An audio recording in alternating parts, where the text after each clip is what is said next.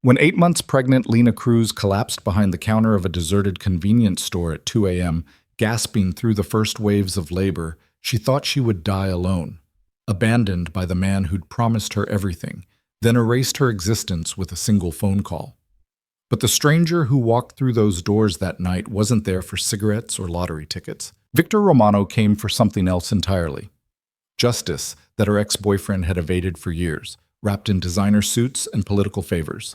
Some debts, he would tell her between contractions, can only be paid in blood and truth. If you want to see how far this story of power, betrayal, and unexpected protection reaches, hit that like button and comment with your city below. Now, let's begin. The fluorescent lights of Pop's corner store buzzed with the particular frequency of things dying slowly. Lena Cruz had stopped hearing it months ago, the same way she'd stopped noticing the permanent ache in her lower back, or the way her swollen ankles no longer fit into any shoes except the ratty sneakers she'd worn through 3 New York winters. What she couldn't ignore was the weight pressing down on her pelvis, sharp and insistent, like her body had decided tonight, of all nights, was the night everything would change. "Please," she whispered to no one hand braced against the register, the other cradling the massive swell of her belly. "Not yet. Just a few more days." The baby, as usual, didn't listen.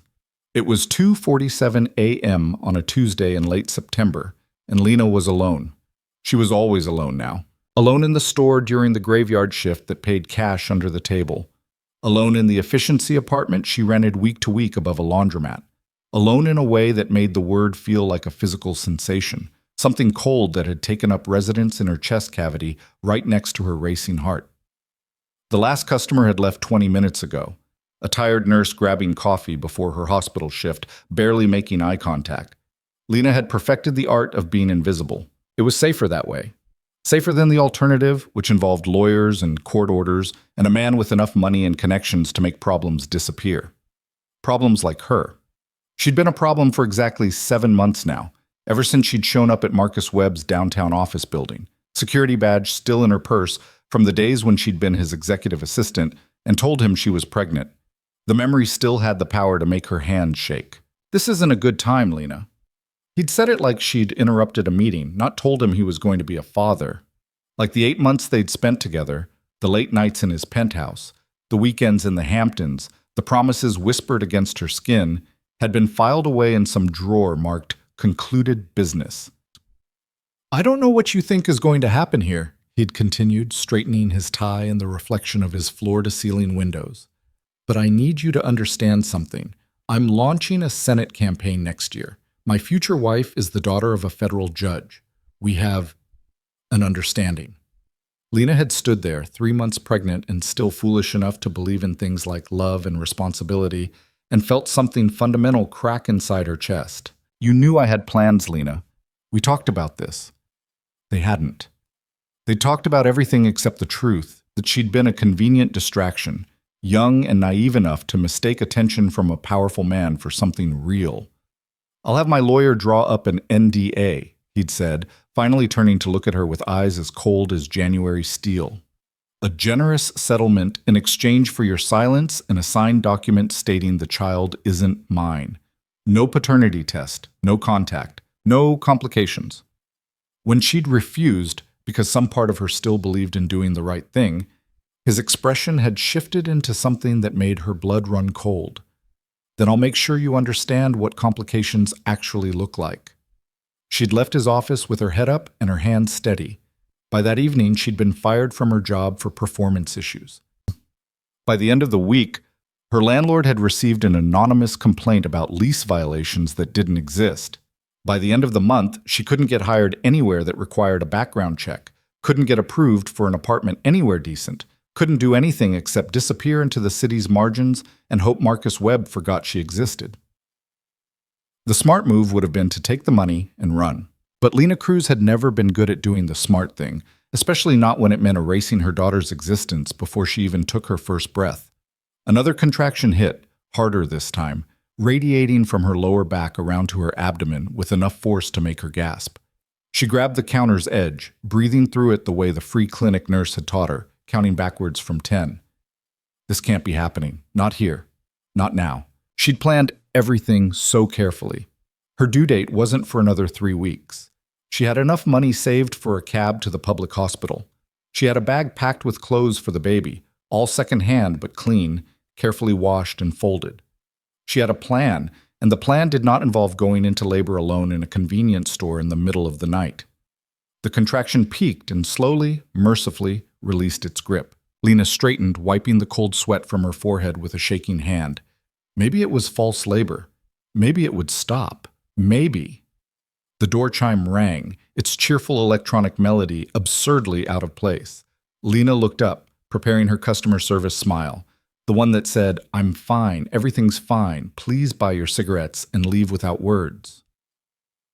The man who walked through the door made that smile die on her lips. He was tall, well over 6 feet, with the kind of presence that seemed to compress the air around him. Dark hair swept back from a face that could have been carved from granite, all sharp angles and harder edges. He wore a suit that probably cost more than Lena made in 6 months, charcoal gray with subtle pinstripes, perfectly tailored to shoulders that suggested the gym wasn't just a casual hobby. But it wasn't the suit or the build that made Lena's breath catch. It was his eyes, dark, almost black in the fluorescent light, and focused on her with an intensity that made her feel suddenly, terrifyingly seen. Not invisible anymore, not a problem to be filed away. Seen. "Evening," he said, his voice low and carefully controlled, carrying the faint trace of an accent she couldn't quite place. Italian, maybe, softened by years in America but never quite erased. "Hi," Lena managed, her hand instinctively moving to her belly. We're open. What can I help you with?" He didn't move toward the shelves, didn't even glance at the cigarettes or lottery tickets or energy drinks. He just stood there, 3 feet inside the door, studying her with an expression she couldn't read. "You're Lena Cruz," he said. Not a question. Every survival instinct she'd developed over the past 7 months started screaming. She took a step back, her hip hitting the counter. "I don't know who you think I am, but Marcus Webb's former assistant," he continued, taking a step closer. Not threatening, but deliberate. "Pregnant with his child. Working the night shift here because it's the only place that'll pay cash and doesn't ask questions." Terror spiked through her, sharp and immediate. "I don't want any trouble. Please, I just want to be left alone." "I'm not here to cause you trouble, Miss Cruz." He reached into his jacket, slowly, keeping his hands visible, and pulled out a business card. "My name is Victor Romano, and whether you know it or not, you've been in considerable danger for the past 7 months. Lena stared at the card he'd placed on the counter between them. Heavy stock, expensive. Just a name and a phone number, no title, no company name. "I don't understand," she said, though she was beginning to, in the way that prey understands the predator's approach, even before they see the teeth. "Marcus Webb didn't just abandon his responsibility to you," Victor said quietly. "He's been ensuring you stay silent. The eviction threats, the blacklisting, the anonymous tips to your landlord, your employers. That wasn't coincidence, Miss Cruz. That was orchestration." She'd known. Of course she'd known. But hearing it said out loud by a stranger who somehow knew everything made it real in a way that turned her knees to water. "Why are you telling me this?" she whispered. "Who are you?" Victor's expression didn't change, but something flickered in those dark eyes, something old and patient and absolutely merciless. 4 years ago, Marcus Webb was a senior analyst at Meridian Capital. He found evidence of a money laundering operation that was moving funds through their real estate division. Instead of reporting it, he altered the audit trail to point to an innocent mid-level manager, a man with a family, a mortgage, and no political connections to protect him. Lena's hands tightened on the counter's edge. That manager lost everything: his job, his reputation, his freedom. He spent 18 months in a federal prison for crimes he didn't commit, while Marcus Webb leveraged what he knew about the real operation to secure himself a promotion, a political career, and the kind of connections that make men untouchable. "And you," Lena's voice cracked. "You're here because the operation he covered up was mine," Victor said simply. "And because I have very particular feelings about men who destroy innocent lives to advance their own interests." The store seemed to tilt sideways. Lena gripped the counter harder, trying to process what she was hearing. This man, this stranger who'd walked into her life at 2 a.m. in a convenience store, was confessing to money laundering, to being the kind of person Marcus had claimed to be fighting against.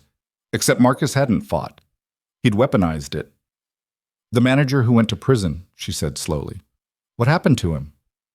He was released 8 months ago. Conviction overturned on technical grounds after new evidence came to light. Victor's expression remained neutral, but something in his tone suggested he'd had a hand in that evidence appearing. He's rebuilding his life now, carefully, quietly. Another contraction hit, harder than the others, forcing Lena to bend forward with a gasp that she couldn't quite stifle. Pain radiated through her entire lower body, insistent and overwhelming. Victor was around the counter before she could blink, his hand on her elbow, steadying her. How far apart are the contractions? He asked, his voice sharp with an authority that expected answers. I don't... She breathed through it, counting. 10 minutes, maybe less. I can't... You're in labor. No shit, she gasped out, then immediately wanted to take it back because you didn't mouth off to men who admitted to running criminal operations, except Victor's mouth quirked slightly at the corner. How long have you been having contractions? An hour, maybe more. The pain peaked and slowly released. Lena straightened, her hand still gripping Victor's forearm without meaning to. His suit jacket was soft under her fingers, expensive fabric that probably cost more than her entire wardrobe. They were just Braxton Hicks, false labor. You thought wrong. He was already pulling out his phone, dialing with his free hand while keeping her steady with the other. When's your due date? 3 weeks. First baby? Yes, but then we don't have much time. He spoke into the phone, rapid-fire instructions in a language that definitely wasn't English. Italian, Lena thought distantly.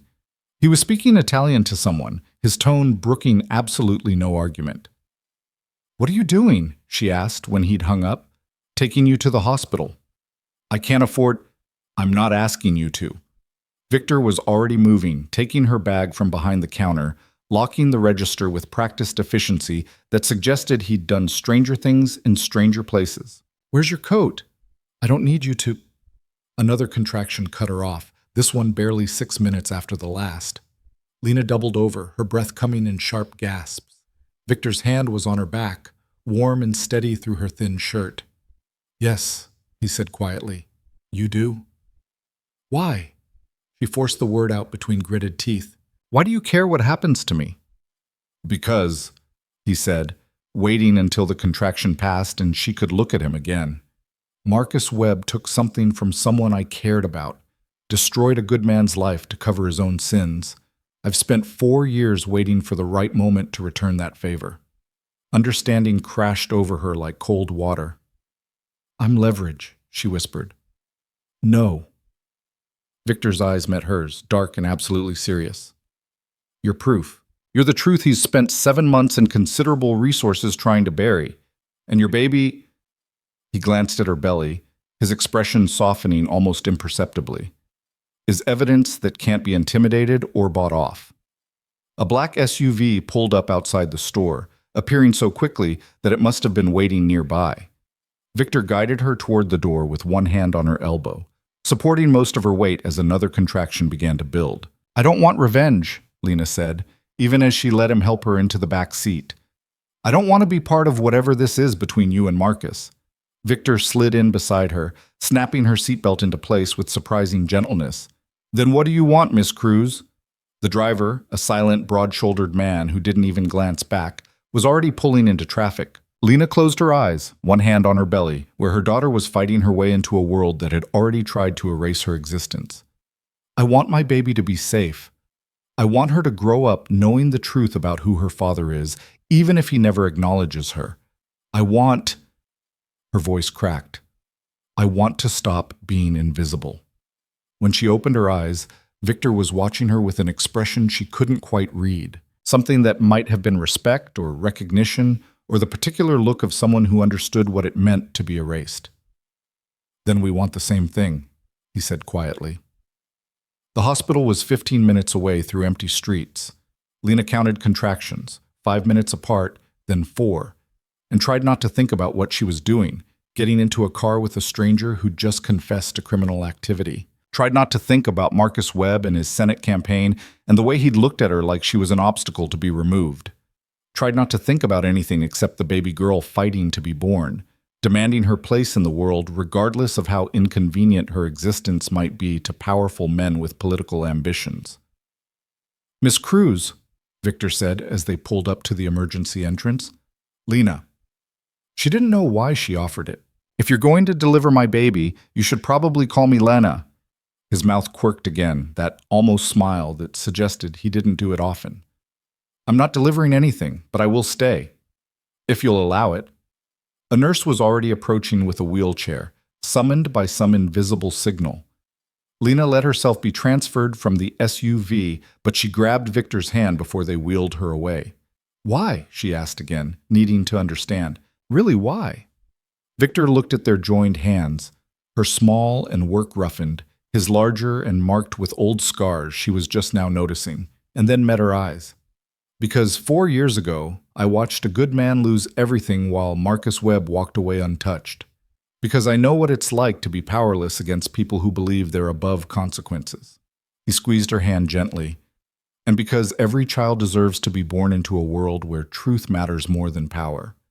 Another contraction hit, harder than any before. Lena gasped, doubling over in the wheelchair. "Ma'am, we need to get you inside," the nurse said urgently. Victor released her hand. "Go. I'll be right behind you." The automatic doors whooshed open. Fluorescent lights and antiseptic smells and rapid questions she could barely process. Someone was taking her blood pressure, someone else was checking her dilation, and through it all, Lena could only think about the man in the expensive suit who'd walked into her life at 2 a.m. with truth and danger and the promise of something she'd stopped believing in 7 months ago. Justice.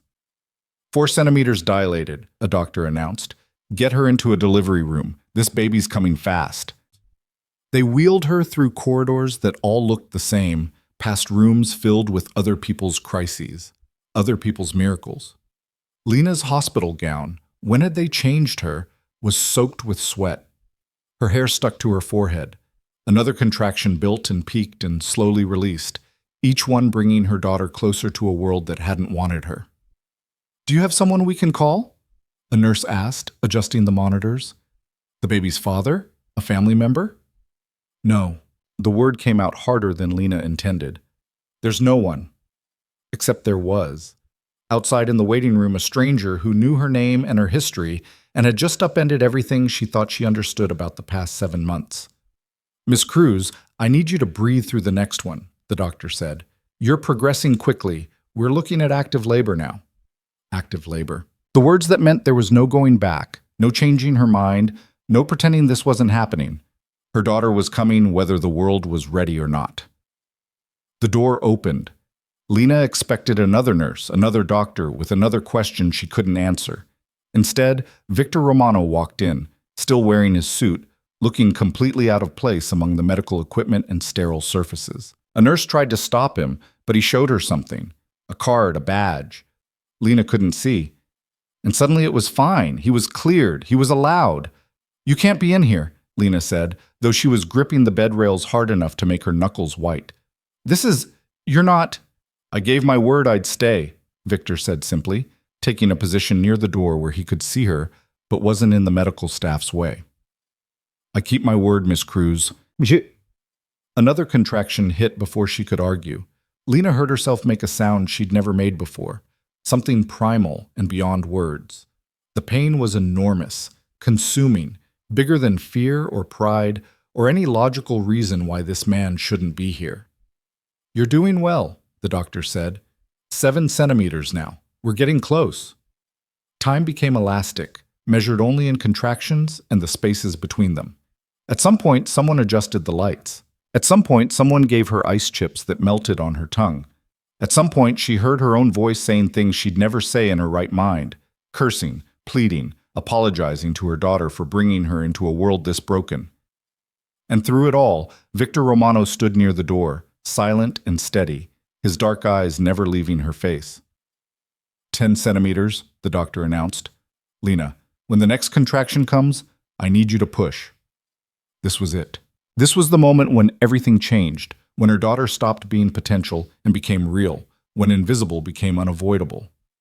I can't, Lena gasped. I can't do this alone. You're not alone.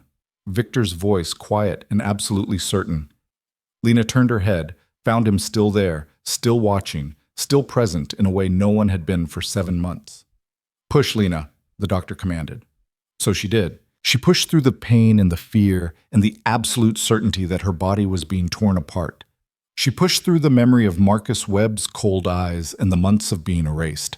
She pushed through every moment of invisibility, every night of wondering if she'd made the wrong choice, every second of terror that she'd be alone when this moment came. Again, the doctor said, I can see the head, one more big push.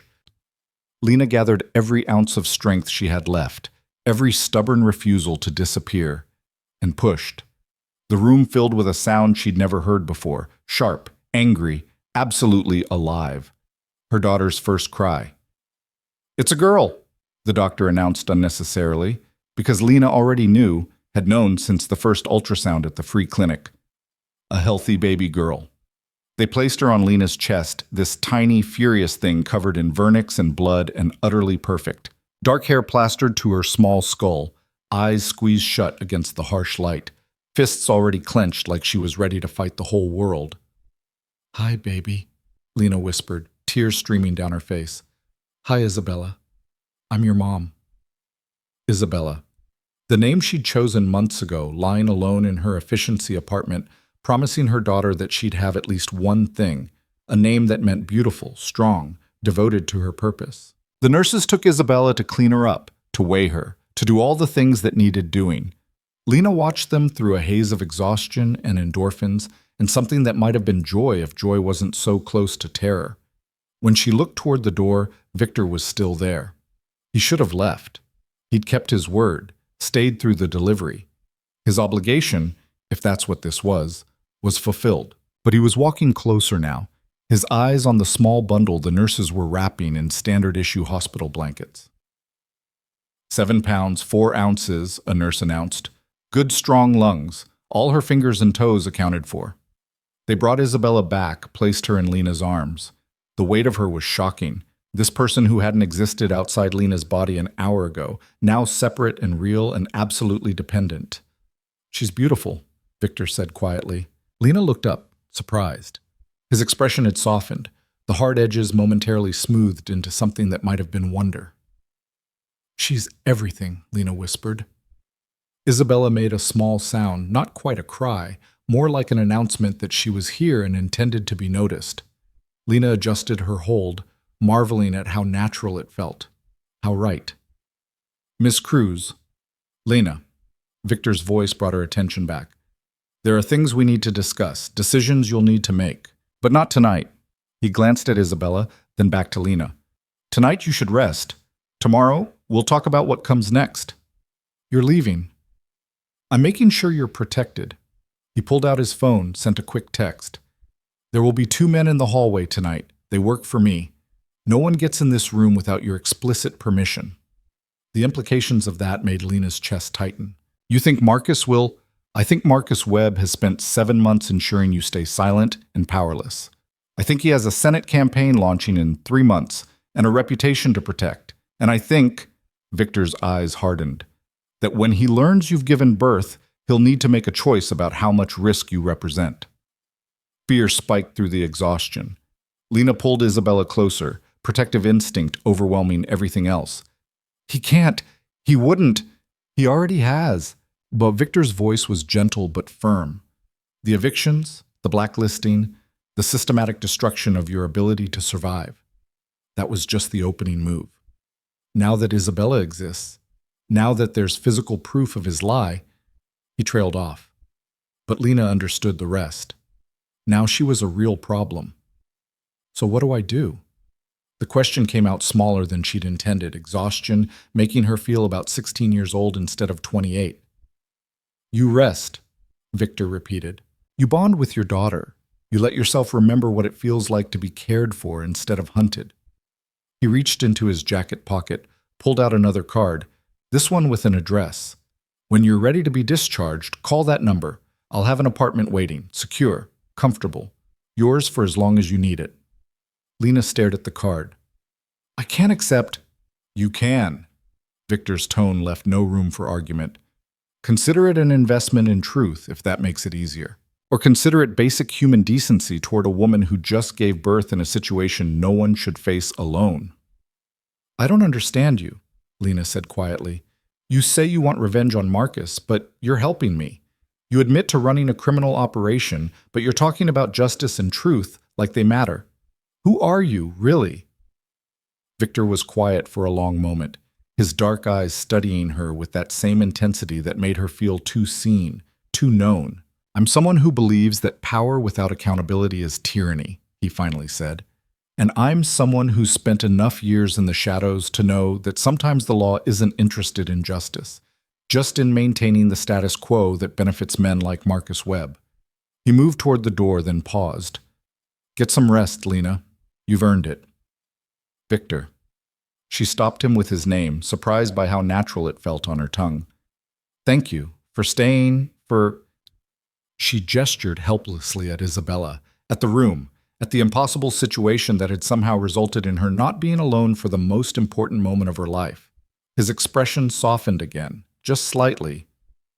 You're welcome. Then he was gone, the door closing behind him with a quiet click. Lena looked down at Isabella, who'd fallen asleep against her chest, tiny face peaceful in a way that made Lena's heart physically ache. This small person who'd existed in theory for 8 months was suddenly terrifyingly real.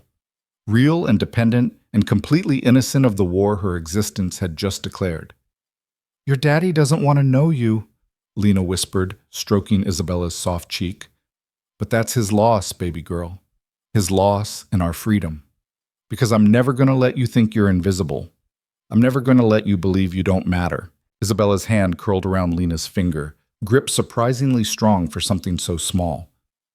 We're going to be okay, Lena promised, though she wasn't sure who she was trying to convince. I don't know how yet. I don't know what happens next, but we're going to be okay. Outside the room, she could hear quiet voices, Victor's men taking up their positions, protecting her from threats she couldn't see, couldn't fight alone. The smart move would be to refuse the help, to take Isabella and disappear, find a new city, start over where Marcus Webb's influence couldn't reach. But Lena was tired of being smart, tired of disappearing, tired of letting powerful men erase her existence because acknowledging her was inconvenient. She looked at the card Victor had left on the bedside table, an address in a neighborhood she'd never be able to afford on her own, a phone number connected to a man who'd admitted to crimes but talked about truth like it mattered. Tomorrow, she'd have to make decisions.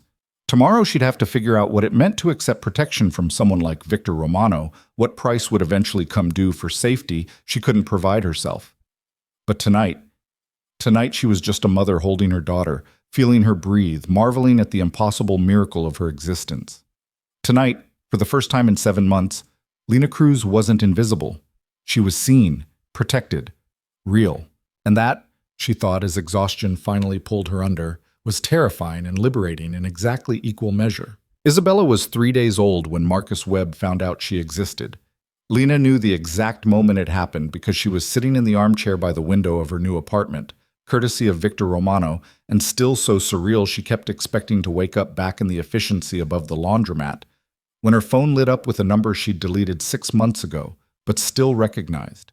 Her hands, which had been gently rocking Isabella in her bassinet, went completely still. The phone rang once, twice, 3 times. She didn't answer. It went to voicemail. 30 seconds later, a text arrived. We need to talk. Tonight. I'll send a car. Lena's heart hammered against her ribs. She looked at Isabella, asleep in the early morning light, completely oblivious to the man who'd spent 7 months pretending she didn't exist. Another text arrived before she could process the first. Don't make this difficult, Lena. You know how this ends if you refuse. Her phone slipped from her trembling fingers onto the carpet. For a moment, she couldn't breathe, couldn't think past the terror that Marcus somehow knew where she was, that his reach extended even into the sanctuary Victor had promised was safe. A knock on the door made her jump. Miss Cruz? The voice was familiar. One of Victor's men who'd been stationed outside since she'd arrived 2 days ago. Mr. Romano is here to see you. May he come in? Lena glanced at the clock. 7:15 a.m. She was still in her pajamas, hadn't brushed her hair, probably looked like exactly what she was. A new mother running on 2 hours of sleep and pure adrenaline. Yes, she called back, her voice shakier than she'd like. Please. The door opened. Victor walked in wearing different clothes than the suit from the hospital. Dark jeans, a black sweater that probably cost more than her monthly rent used to be, looking somehow more dangerous in casual wear than he had in formal attire. His eyes went immediately to Isabella's bassinet, then to Lena's face, reading her expression with unsettling accuracy. He contacted you, Victor said. Not a question. Lena nodded toward her phone on the floor. 2 minutes ago. He wants to meet tonight. Victor picked up her phone, read the messages without asking permission. His jaw tightened almost imperceptibly. He's panicking. That's good. Good? Lena's voice cracked. He knows where I am, Victor. He knows about Isabella. How is any of this good? He doesn't know where you are. Victor set the phone on the coffee table, his movements deliberate and calm in a way that should have been reassuring, but somehow made the danger feel more real. He's fishing. The messages are designed to make you panic, to make you reach out, to give him information he doesn't currently have. Lena wrapped her arms around herself, suddenly cold despite the apartment's perfect temperature. How did he even find out? I haven't contacted anyone. I've been here the whole time. Birth certificates are public record, Victor said quietly. He has people monitoring for your name. The moment Isabella's birth was registered, he knew. The implications of that settled over Lena like ice water. Marcus had been watching, waiting, ready to respond the moment she became a problem again. What do I do? She asked. He said he'll send a car. He's threatening. You do nothing. Victor's tone was absolute. You don't respond. You don't acknowledge. You certainly don't get in any car he sends. But if I ignore him, then he has no leverage. Victor moved closer, his dark eyes locked on hers. Lena, listen to me. Marcus Webb's power comes from fear and control. The moment you refuse to be afraid, the moment you refuse to be controlled, that power starts to crumble. Easy for you to say, Lena shot back, exhaustion making her reckless. You're not the one he's been systematically destroying for 7 months. You're not the one who... Isabella made a small sound from her bassinet, not quite crying, just a warning that she'd be awake and hungry soon. Lena closed her eyes, forcing herself to breathe. I'm sorry. I didn't mean... You're terrified, Victor said quietly. You have every right to be. But terror is what he's counting on. It's how men like Marcus operate. They make you so afraid of the consequences of resistance that compliance seems like the only option. And you operate differently? The question came out harder than Lena intended, but she was tired of pretending she understood what was happening, tired of accepting help from a man who'd admitted to running criminal operations. Victor's expression didn't change, but something flickered in his eyes. Respect, maybe. Or recognition. I operate with accountability, he said. The people who work for me know exactly what they're agreeing to. The businesses I run may exist in legal gray areas, but no one is forced, no one is threatened, and no one has their existence erased because they became inconvenient. That's supposed to make me feel better about accepting your help? No. Victor's mouth quirked slightly. It's supposed to help you understand that I'm not Marcus Webb. I don't destroy people who trust me. Isabella's warning sound turned into an actual cry. Lena moved automatically to the bassinet, lifting her daughter with the practiced motion she'd developed over 3 sleepless days. Isabella's face was scrunched up, angry and hungry, and completely unconcerned with adult complications. I need to feed her, Lena said, suddenly aware of how intimate this was, standing in her pajamas, holding her crying baby in front of a man who was essentially a stranger despite everything he'd done for her. I'll wait in the kitchen, Victor said, already moving toward the doorway. We need to talk about next steps, but take your time. He disappeared into the other room, giving her privacy. Lena settled into the armchair, helped Isabella latch, and tried to organize her scattered thoughts into something resembling coherence. The apartment Victor had provided was nicer than anywhere Lena had ever lived. 2 bedrooms, hardwood floors, a kitchen with appliances that actually worked, floor-to-ceiling windows that let in the morning light. It was in a good neighborhood, the kind where people walked their dogs at night and coffee shops stayed open late. the kind of place that should have felt safe. Instead, Lena felt like she was living in borrowed time, waiting for the other shoe to drop. Isabella finished eating and immediately fell back asleep, the way newborns did, their whole existence organized around the simple rhythm of eat, sleep, cry, repeat. Lena held her for a moment longer, memorizing the weight of her, the smell of her skin, the impossible perfection of her tiny fingers. "I won't let him hurt you," she whispered against Isabella's dark hair. "I won't let him make you disappear." When she finally emerged from the bedroom, Victor was standing by the kitchen counter, looking at his phone with an expression that suggested whatever he was reading wasn't good news. "What is it?" Lena asked, lowering Isabella back into her bassinet. Victor set his phone down. "Marcus filed a formal complaint with the NYPD 2 hours ago. He's claiming you're unstable, possibly a danger to yourself and the baby. He's requesting a wellness check." The floor seemed to tilt beneath Lena's feet. "He's what?" "It's a standard intimidation tactic," Victor said, his tone clinical. "He wants officers showing up here, questioning your fitness as a mother, creating a paper trail that suggests you're unfit. Later, when he moves for custody." "Custody?" Lena's voice came out as a strangled whisper. "He doesn't want Isabella. He made that perfectly clear." "He doesn't want her," Victor agreed, "but he can't afford for her to exist as proof of his lies. So he'll either force you into signing away paternity rights, or he'll take custody himself and ensure she disappears into some quiet adoption where she can't come back to haunt his political career." Rage, bright and burning, cut through Lena's fear. "He doesn't get to do that. He doesn't get to abandon us and then swoop in to erase her existence when it's convenient." "No," Victor said quietly. "He doesn't." Something in his tone made Lena look at him more carefully. He was too calm, too controlled, like he'd been expecting exactly this move. "You already have a plan," she said slowly. Victor's expression didn't change, but his eyes held that same patient ruthlessness she'd seen in the convenience store. "I always have a plan, Lena. The question is whether you're ready to be part of it." "What does that mean?" Instead of answering directly, Victor pulled out his phone and placed it on the coffee table between them. He tapped the screen, and Marcus Webb's voice filled the apartment.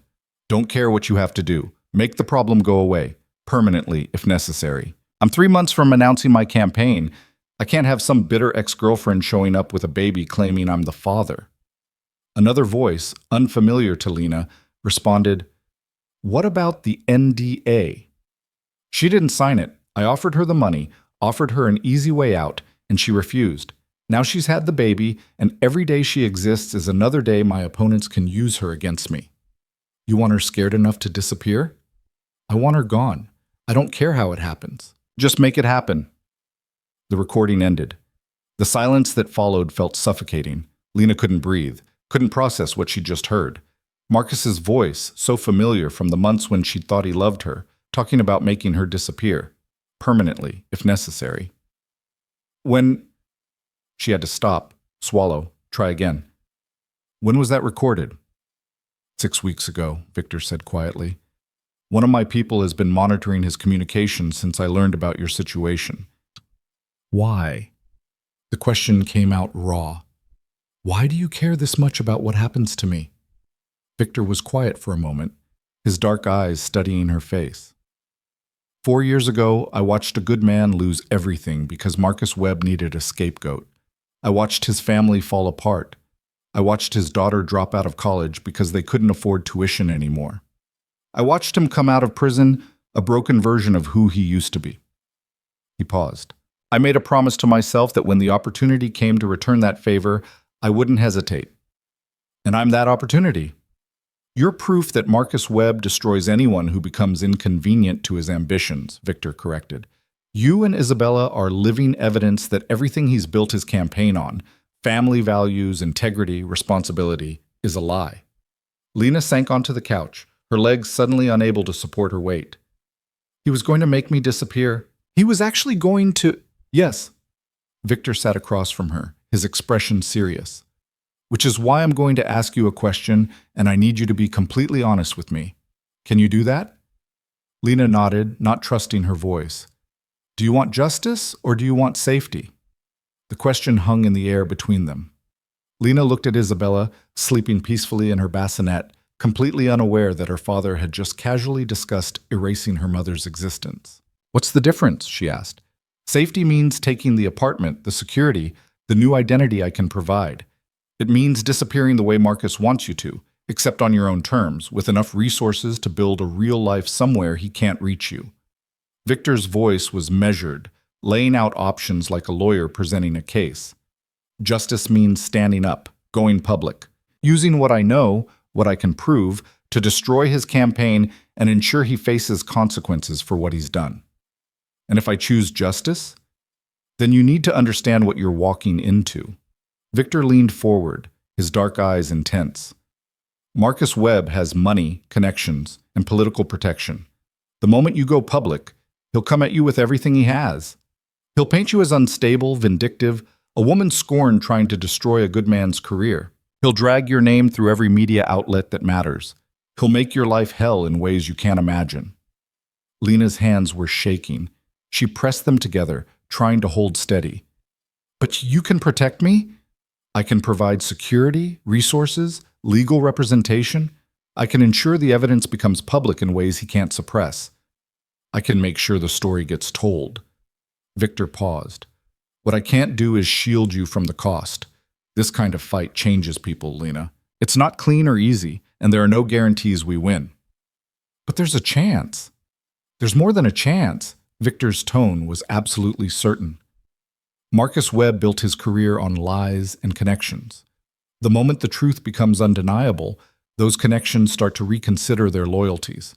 Politicians are pragmatic creatures. They don't stand by sinking ships. Isabella stirred in her bassinet, making small sleeping sounds. Lena watched her daughter's chest rise and fall. This tiny person who had no say in the war her existence had triggered. "If I choose safety," Lena said slowly, "Marcus gets away with everything. He destroys my life, tries to have me killed, and then goes on to become a senator.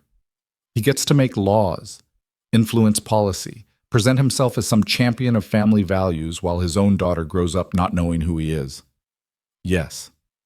And if I choose justice, I might lose everything anyway. He might destroy my reputation so thoroughly that Isabella grows up with a mother everyone thinks is crazy or vindictive or both." "It's possible," Victor admitted, "though I'd argue that growing up knowing her mother fought for the truth is better than growing up believing she was too afraid to stand." Lena closed her eyes. The smart choice was obvious.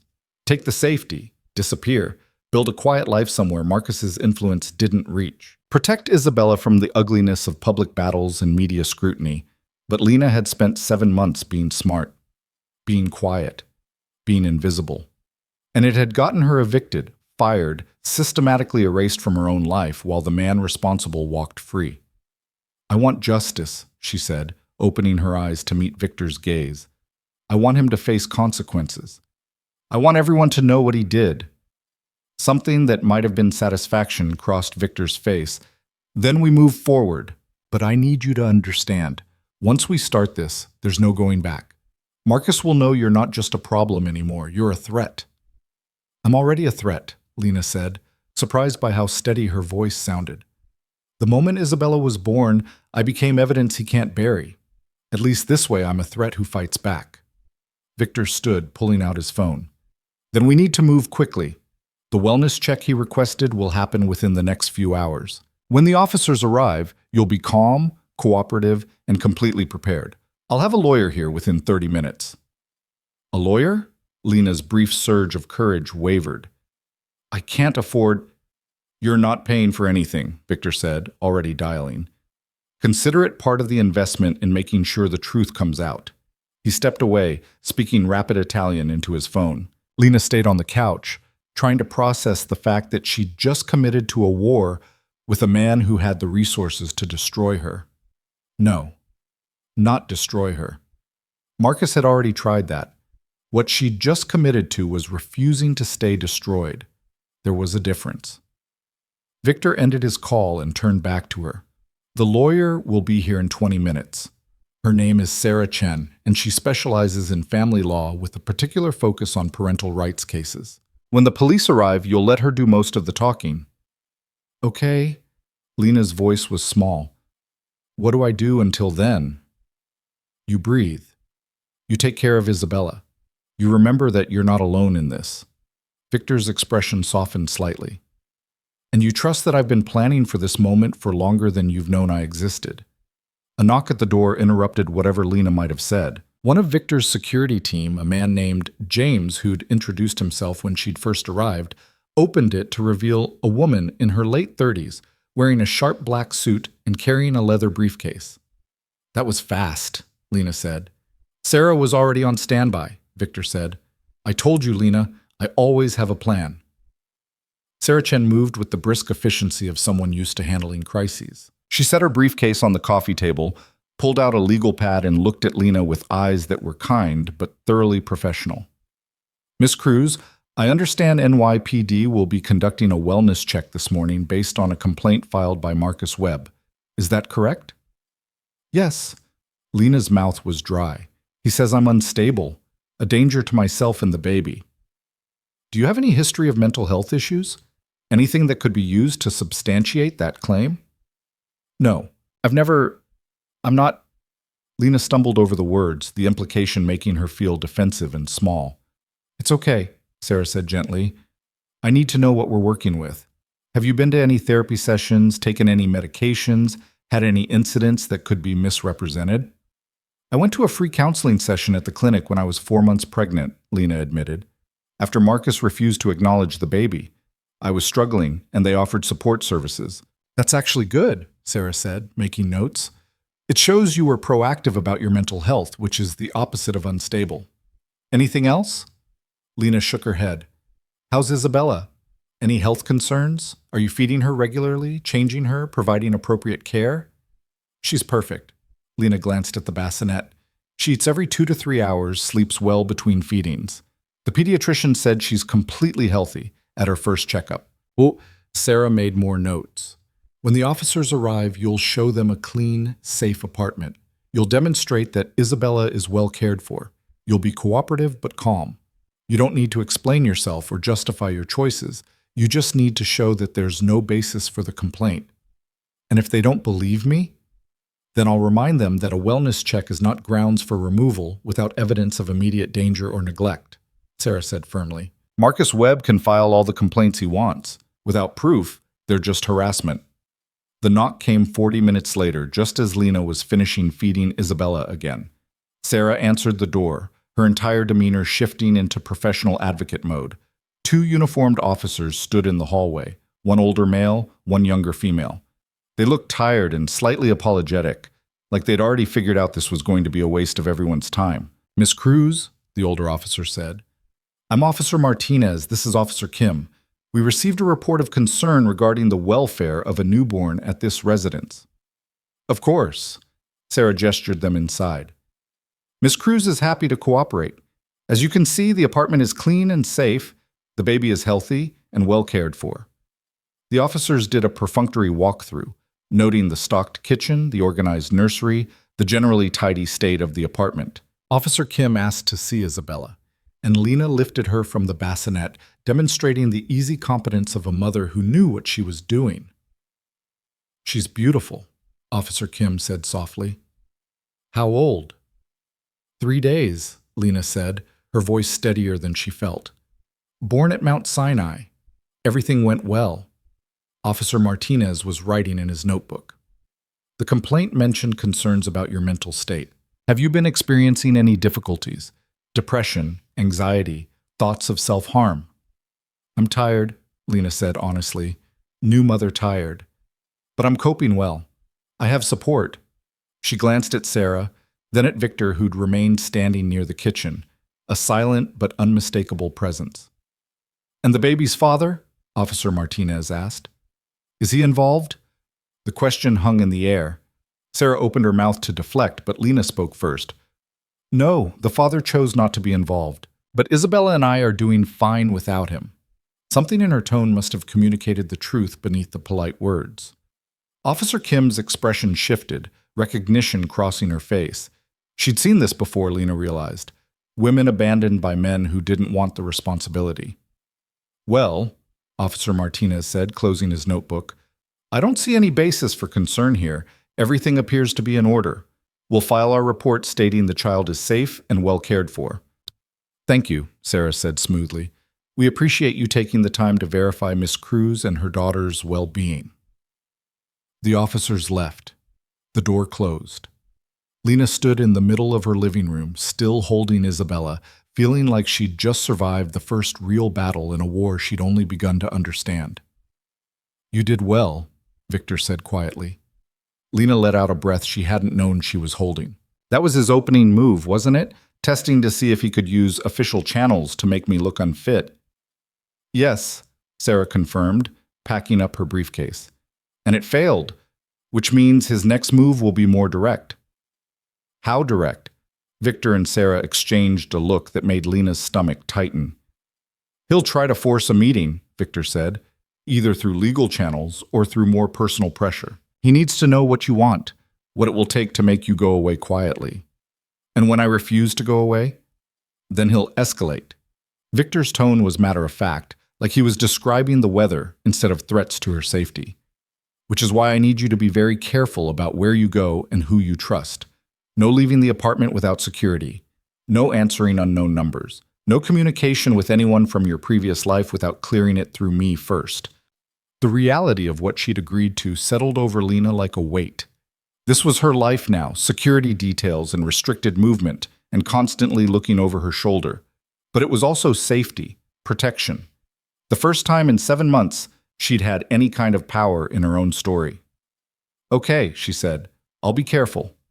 Sarah left after providing Lena with her contact information and strict instructions to call immediately if anything else happened. Victor stayed, checking something on his phone with a frown.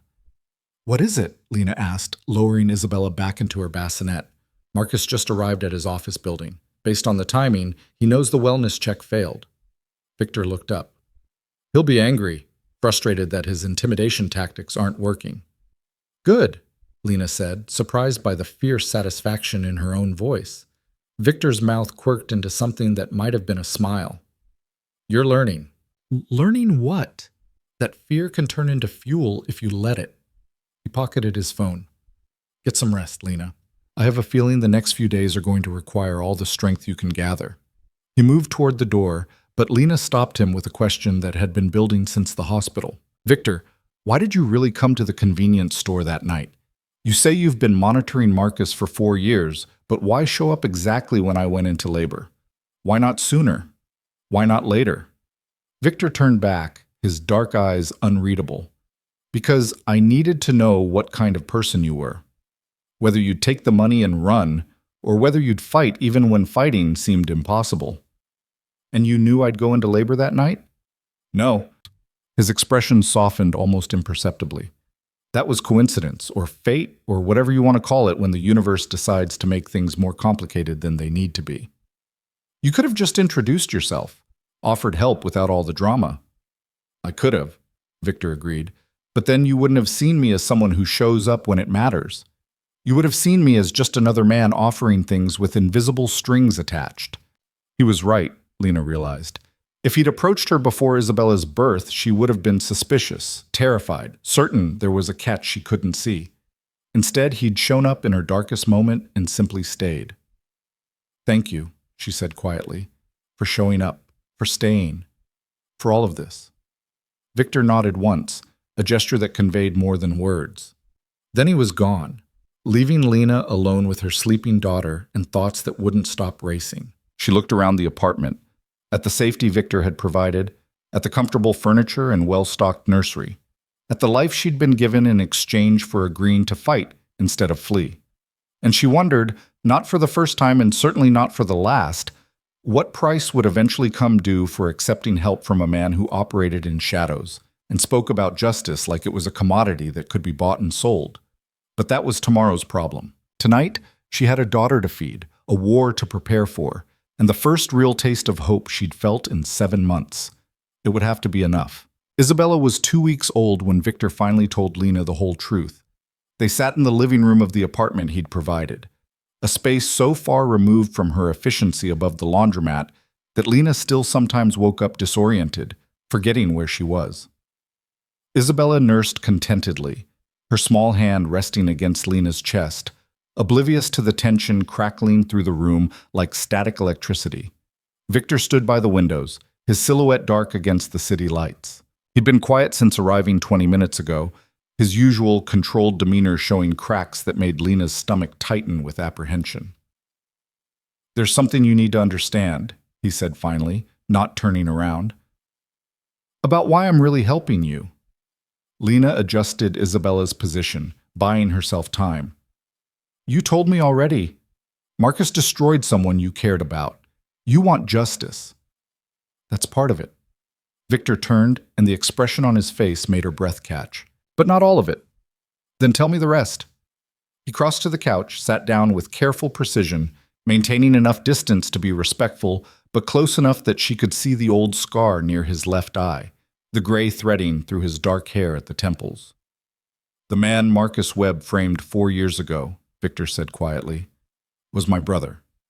The words landed like stones in still water, sending ripples through everything Lena thought she understood. "Your brother," she repeated. "Antonio Romano. 3 years younger than me. Good man. Better man than I ever was." Victor's hands tightened briefly before he forced them to relax. He worked at Meridian Capital as a mid-level manager. Straight salary, nothing fancy. He had a wife, Sophia, and 2 daughters. He was everything I wasn't, legitimate, honest, building a life the right way. Isabella had fallen asleep, milk-drunk and peaceful. Lena carefully shifted her to her shoulder, patting her back gently while her mind raced. What happened to him? "Marcus Webb found evidence of my operation." Victor's voice remained steady, but something dark flickered in his eyes. "Money moving through Meridian's real estate division. Perfectly hidden, completely untraceable. Except Marcus was smarter than anyone gave him credit for. He could have reported it, started an investigation that would have eventually led back to me. But he didn't." No. "He saw an opportunity." Victor stood, needing to move. He altered the audit trail to point directly at Antonio. Made it look like my brother had discovered the operation and was participating in it for personal profit. Then he went to the board, played the hero whistleblower, and watched my brother get arrested while he negotiated himself a promotion and immunity from prosecution.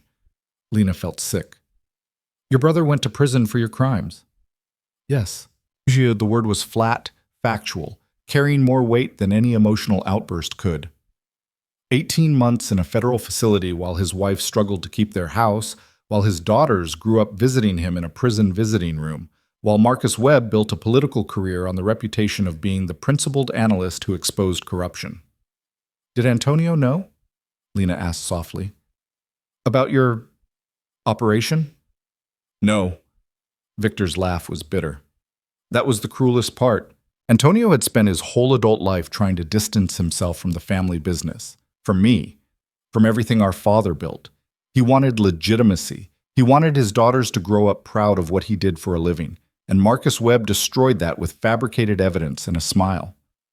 Isabella stirred against Lena's shoulder, making small sounds in her sleep. Lena rubbed her back automatically, her mind processing the implications of what Victor was telling her. "You got him out," she said. "You said his conviction was overturned." "I spent 3 years building an airtight case, finding the real evidence, documenting every transaction Marcus had altered. I couldn't use any of it directly. It would have exposed my operation and put Antonio right back in danger. So I had to be patient, had to wait for the right moment, the right angle." Victor's jaw tightened. "And I had to watch my brother lose everything while I waited." "Is he—" Lena hesitated. "Is Antonio okay now?" "He's alive. He's free. His record is cleared." Victor's expression hardened. "But Sophia left him 6 months into his sentence. Took the girls and moved across the country, changed their names. Antonio hasn't seen his daughters in 3 years. He works construction now, lives in a 1-bedroom apartment in Queens, and doesn't talk to me unless he absolutely has to." The pain in those words was carefully controlled but unmistakable. Lena shifted Isabella to her other shoulder, giving herself time to think. "So, when you found out about me," she said slowly, "about Marcus abandoning his child, I saw an opportunity for justice that didn't exist 3 years ago." Victor met her eyes directly. "Marcus Webb is launching a Senate campaign. He's engaged to a federal judge's daughter. He's built an entire public image on being principled, ethical, a champion of accountability in finance and government. And I'm the lie that destroys all of it. You're the truth, Victor corrected. You and Isabella. Undeniable biological proof that the man claiming to represent family values abandoned his own child and tried to erase the mother when she wouldn't quietly disappear. Lena's arms tightened protectively around Isabella. You want to use us, to expose him. I want to give you a choice. Victor's voice was firm. The same choice Antonio never had. You can walk away. Take Isabella, move somewhere Marcus Webb will never find you. I'll make sure you have enough money to start over, to build a life where you're safe and invisible. Or you stand with me. You let me protect you while we gather irrefutable evidence. And when the time is right, we put the truth in front of every news camera, every voter, every person who thinks Marcus Webb is someone worth trusting with power. The apartment was silent except for Isabella's soft breathing and the distant sounds of the city. Lena stood, needing to move, needing to think. She walked to the windows, looking out at the lights spreading to the horizon. What happens to me if I do this? She asked. What happens to Isabella? I won't lie to you, Lena. It won't be easy. Marcus has resources, connections, lawyers who will try to destroy your credibility. They'll dig into every mistake you've ever made, every vulnerability they can exploit. I don't have any money. I don't have connections or lawyers or... You'll have me. Victor moved to stand beside her, his reflection visible in the glass. My resources, my protection, my commitment to seeing this through to the end. Lena turned to face him. Why? And don't tell me it's just about your brother. You could destroy Marcus Webb 100 different ways. Why does it have to be through me? Victor was quiet for a long moment, his dark eyes studying her face. Because what Marcus did to you is what he did to Antonio, he said finally. He looked at someone powerless and decided their life was worth less than his ambition. He erased you because he could, because men like him believe they're entitled to use people and discard them without consequences. His voice dropped. And because that baby in your arms deserves to know her father's true character, not the carefully constructed lie he sells to the public. What about what I deserve? The question came out sharper than Lena intended. I didn't ask for this. I didn't ask to be part of your revenge against Marcus Webb. No, Victor agreed. You asked to stop being invisible. You asked for your daughter to grow up knowing the truth. Those were your words, Lena. In the car, on the way to the hospital. She had said that. She remembered the moment clearly, contractions ripping through her body, terror making her voice shake, and the desperate wish that Isabella would grow up knowing her worth even if her father never acknowledged her existence. If I do this, Lena said slowly, if I stand with you and expose Marcus, what's the endgame? What happens when it's over? Marcus Webb's career ends, his engagement probably ends, his reputation definitely ends. Victor's expression was hard.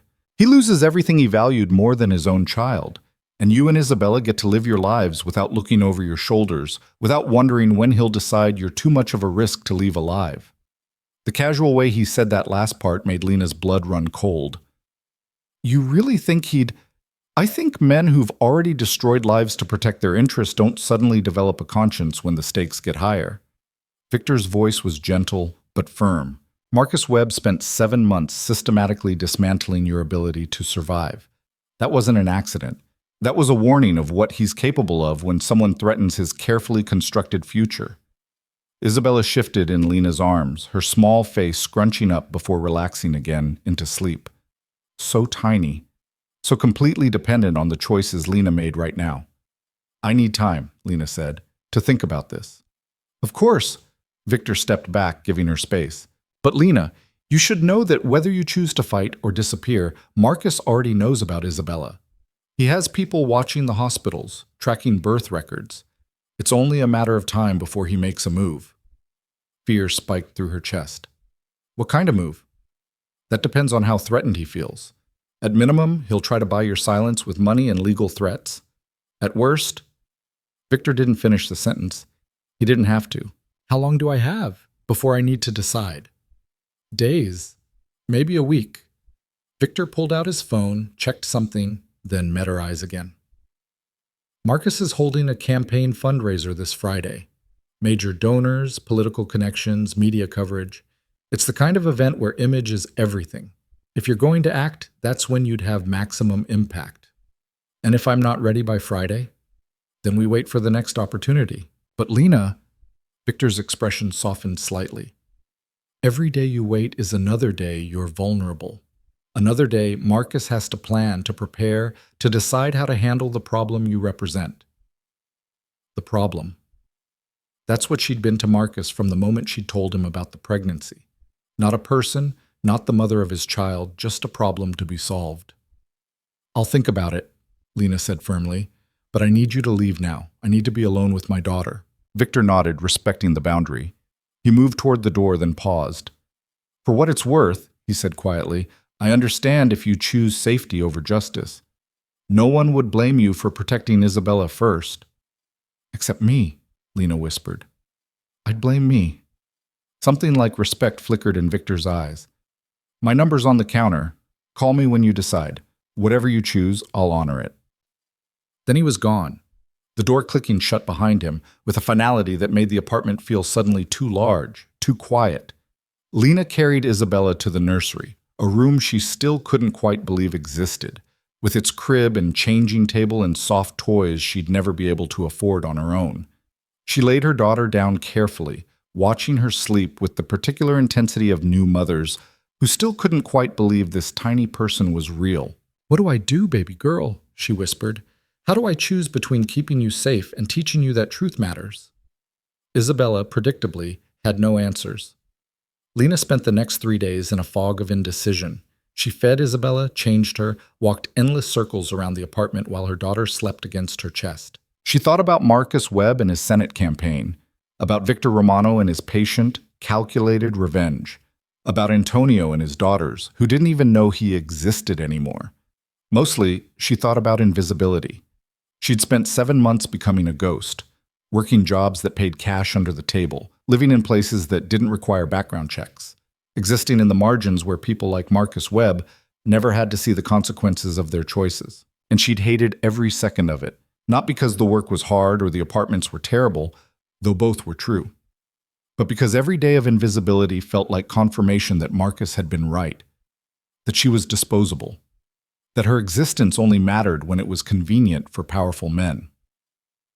On the third day, Lena stood at the windows again, Isabella asleep in the bassinet behind her, and made her decision. She called Victor. I'll do it, she said when he answered. I'll stand with you. I'll expose Marcus Webb for exactly what he is. There was a pause on the other end of the line. When Victor spoke, his voice carried something that might have been relief. You're sure? No, Lena admitted. I'm terrified, but I'm more terrified of spending the rest of my life looking over my shoulder, teaching my daughter that hiding is safer than standing up for what's right. Then we start now, Victor said. I'm sending a car. We have work to do. The car arrived 20 minutes later. Lena bundled Isabella into the infant carrier she still didn't quite trust herself to install correctly, grabbed the diaper bag, and took a deep breath before stepping into the elevator. No going back now. Victor was waiting in the SUV, along with a woman Lena had never seen before. She was maybe 50, with steel gray hair pulled back in a severe bun, and eyes that seemed to catalog everything in a single glance. Lena, this is Catherine Morrison, Victor said as the car pulled into traffic. She's a lawyer. One of the best. Catherine extended her hand, her grip firm and professional. Ms. Cruz, I understand you're ready to pursue paternity establishment and child support for Marcus Webb. Among other things, Lena said, settling Isabella's carrier on the seat beside her. Among other things, Catherine agreed, the hint of a smile touching her lips. Let's start with the basics. Did Marcus Webb ever acknowledge the pregnancy in writing? Texts? Emails? Anything? Lena pulled out her phone, the cheap prepaid she'd been using since Marcus had blacklisted her. A few texts, before he decided I was a problem. Catherine took the phone, scrolling through the messages with the practiced efficiency of someone who'd seen worse. Her expression remained neutral, but something tightened around her eyes. These are good, she said finally. Especially this one where he acknowledges the relationship and timeline. And this one, she paused, reading, where he explicitly threatens your employment if you continue to make this difficult. That's going to be very useful. For what? Lena asked. For establishing a pattern of coercion and intimidation. for demonstrating that Marcus Webb wasn't just an absent father, but an actively destructive one. Catherine handed back the phone. Miss Cruz, I need you to understand what you're about to face. Marcus Webb has resources. He'll hire lawyers who specialize in destroying credibility. They'll bring up every mistake you've ever made, every questionable choice, every vulnerability. I know. Do you? Catherine's gaze was sharp. Because they'll make you prove things you shouldn't have to prove.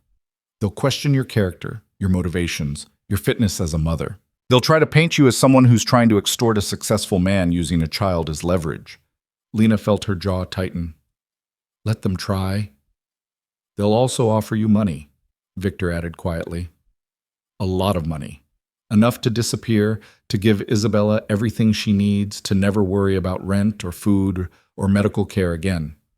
All you have to do is sign an NDA and agree that Marcus isn't the father. I'm not taking his money. Even if it means Isabella grows up without the resources she deserves? The question hit harder than Lena expected. She looked down at her daughter, sleeping peacefully in her carrier, completely unaware of the war being waged around her existence. Isabella deserves the truth more than she deserves blood money, Lena said firmly. She deserves to know her father is the kind of man who abandons his responsibilities. Not because I told her, but because he proved it through his actions. That's worth more than any settlement Marcus Webb could offer. Catherine and Victor exchanged a look that Lena couldn't quite read.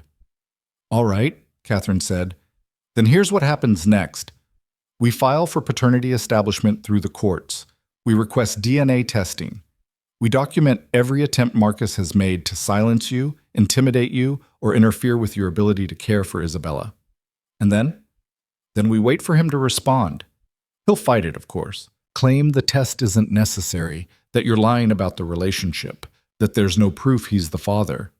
His lawyers will try every procedural trick to delay and obstruct. But eventually he'll have to take the test, Lena said.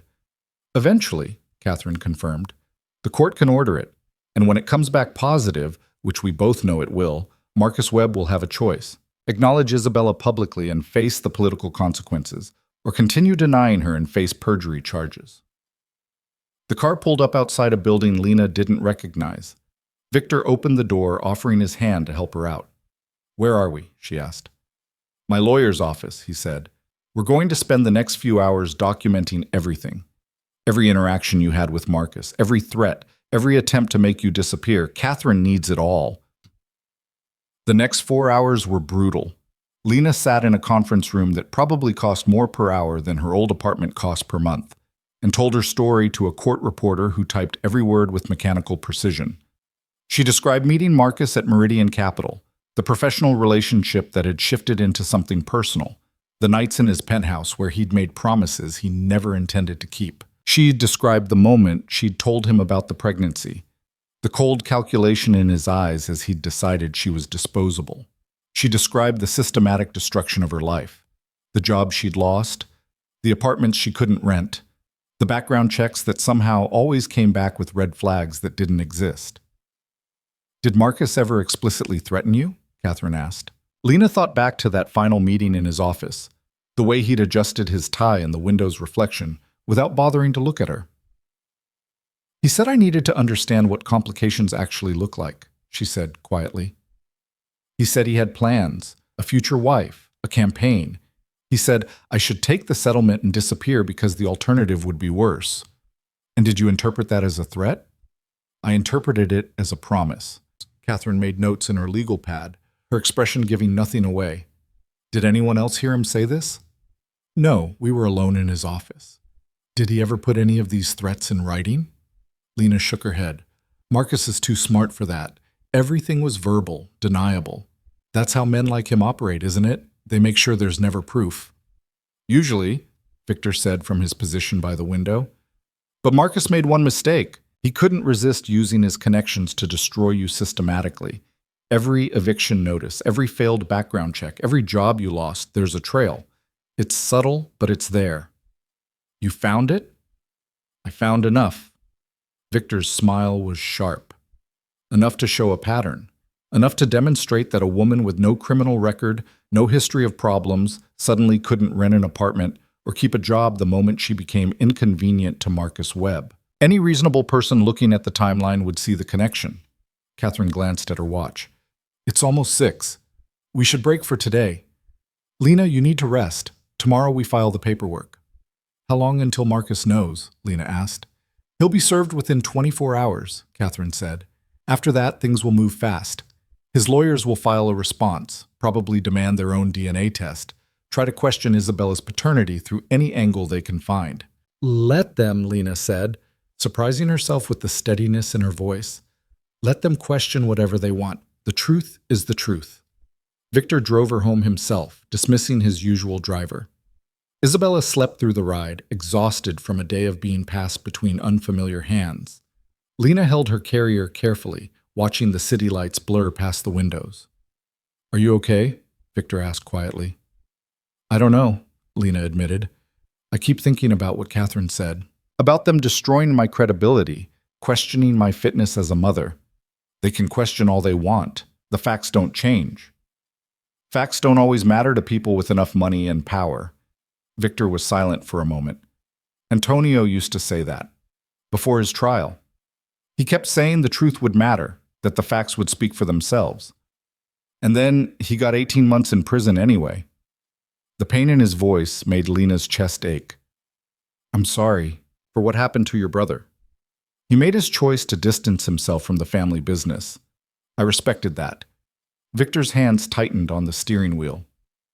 But I should have protected him better, should have seen what Marcus was doing before it was too late. You couldn't have known. I should have. The words were quiet but fierce. And I won't make that mistake again. Not with you. Not with Isabella. They pulled up outside her building. Victor came around to help with the carrier, his movements careful and practiced in a way that suggested this wasn't his first time handling an infant. Do you have children? Lena asked as they rode the elevator up. Something flickered across his face.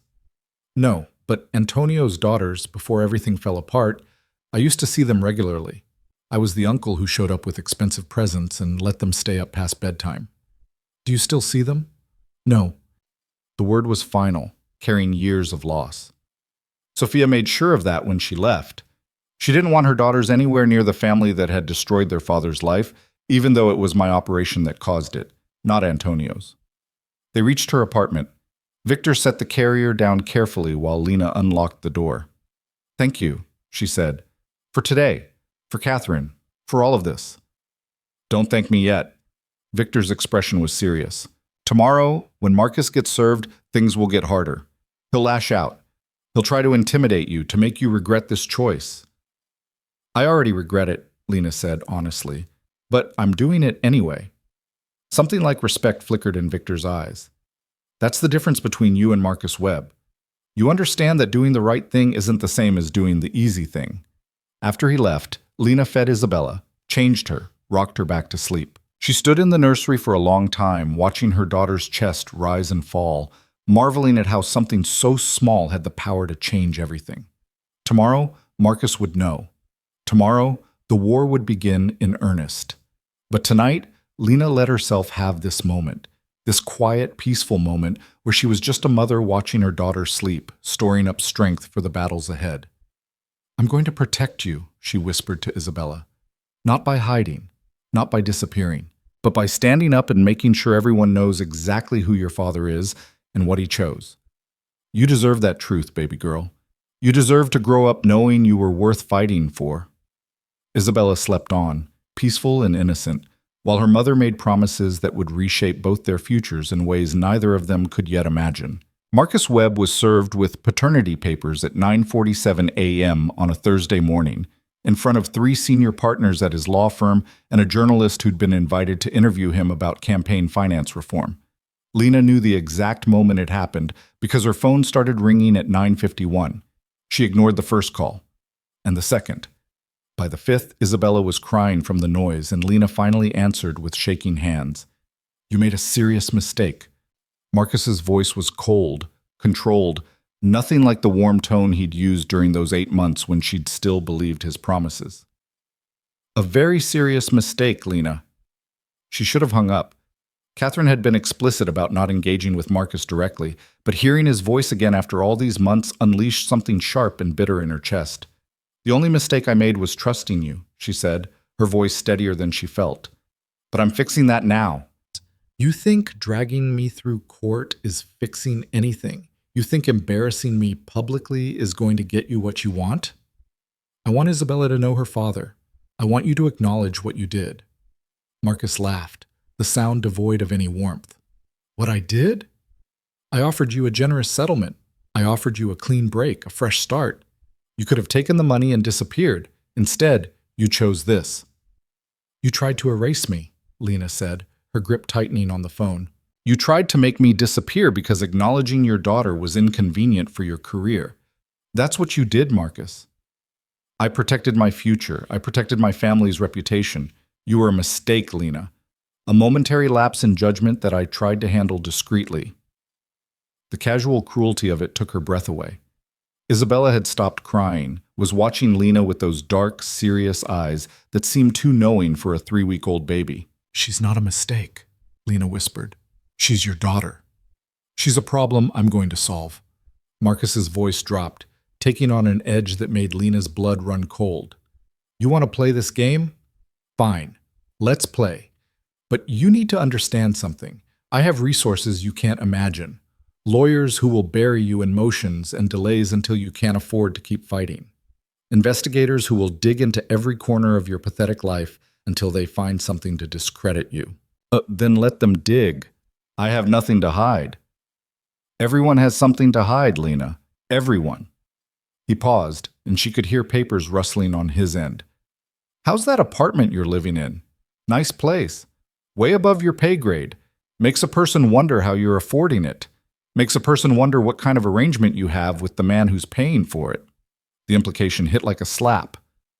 "Victor Romano is helping me because you destroyed my life." Victor Romano is a criminal, a known associate of organized crime who's been under federal investigation for years. And now you're living in his apartment, accepting his money, letting him play white knight. Marcus's voice turned silky with malice. "How do you think that's going to look to a family court judge? A new mother shacking up with a mobster, using her baby to extort child support from a respected financial analyst? I'm not shacking up with anyone, and I'm not extorting. Prove it, because from where I'm standing, it looks like you found yourself a sugar daddy with a grudge against me, and you're both using an innocent child as leverage in whatever vendetta he's nursing." Lena's hand trembled. She'd known Marcus would fight dirty, but hearing the narrative he planned to spin made her feel sick. "The DNA test will prove she's yours," she said. "Everything else is just noise. DNA proves biology, not intent. It doesn't prove I owe you anything beyond basic child support. It doesn't prove you're a fit mother. It doesn't prove—" "I'm done listening to you," Lena cut him off, her voice shaking with anger. "Save it for your lawyers, Marcus, because mine are very interested in hearing about how you systematically destroyed my ability to work, to find housing, to survive. They're very interested in the pattern of intimidation and coercion that started the day I told you I was pregnant. You can't prove any of that." "Can I?" Lena thought about Victor's quiet confidence, the evidence he claimed to have gathered. "I guess we'll find out." She hung up before he could respond, her hands shaking so badly she nearly dropped the phone.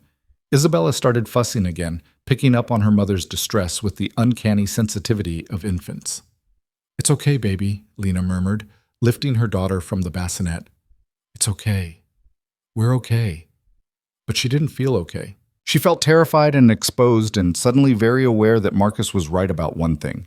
Accepting help from Victor did make her vulnerable to exactly the kind of accusations Marcus had just made. Her phone rang again. Catherine this time. "I just got a very aggressive call from Marcus Webb's legal team," the lawyer said without preamble.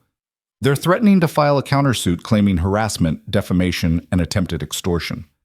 Lena's stomach dropped. "Can they do that?" "They can file anything they want. Whether it'll hold up is another matter." Catherine's voice remained calm, professional. "Lena, I need you to tell me the truth. Is there anything in your relationship with Victor Romano that could be misconstrued as romantic or financial dependency beyond what we've already discussed?" "No. He's helping me because Marcus destroyed his brother's life, because he wants justice. Justice and revenge look very similar from the outside, Catherine said bluntly, and Marcus's lawyers are going to paint this as the latter. They're already drafting a narrative where Victor is the puppet master and you're the convenient weapon he's using to destroy a political rival. That's not what's happening. I believe you, but belief isn't evidence. We need to be strategic here. Papers rustled on Catherine's end. First, we document everything. Every interaction with Victor is strictly professional, strictly about the case. No more private car rides, no more personal visits to your apartment. Everything goes through me. The restriction felt like a cage closing around her, but Lena understood the necessity. Okay. Second, we accelerate the DNA testing.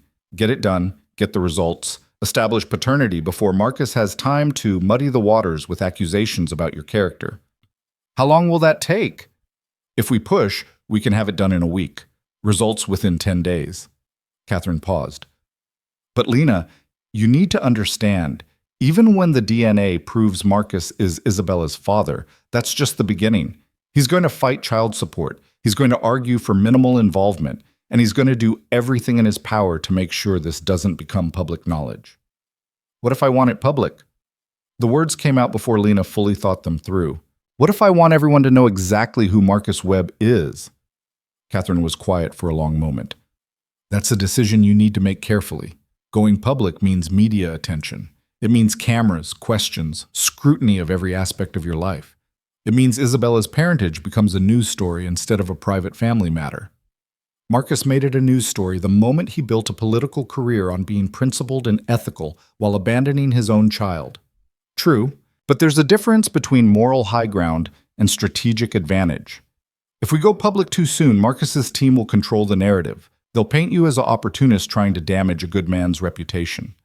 And if we wait until we have irrefutable proof, DNA results, documentation of his intimidation tactics, evidence of his attempts to silence you. Then we don't just have a story, we have a scandal that Marcus can't spin his way out of. Lena looked down at Isabella, who'd fallen asleep against her shoulder, tiny fingers curled into a fist against Lena's collarbone. How long do we wait? Until the Friday fundraiser, Catherine said. The one Victor mentioned.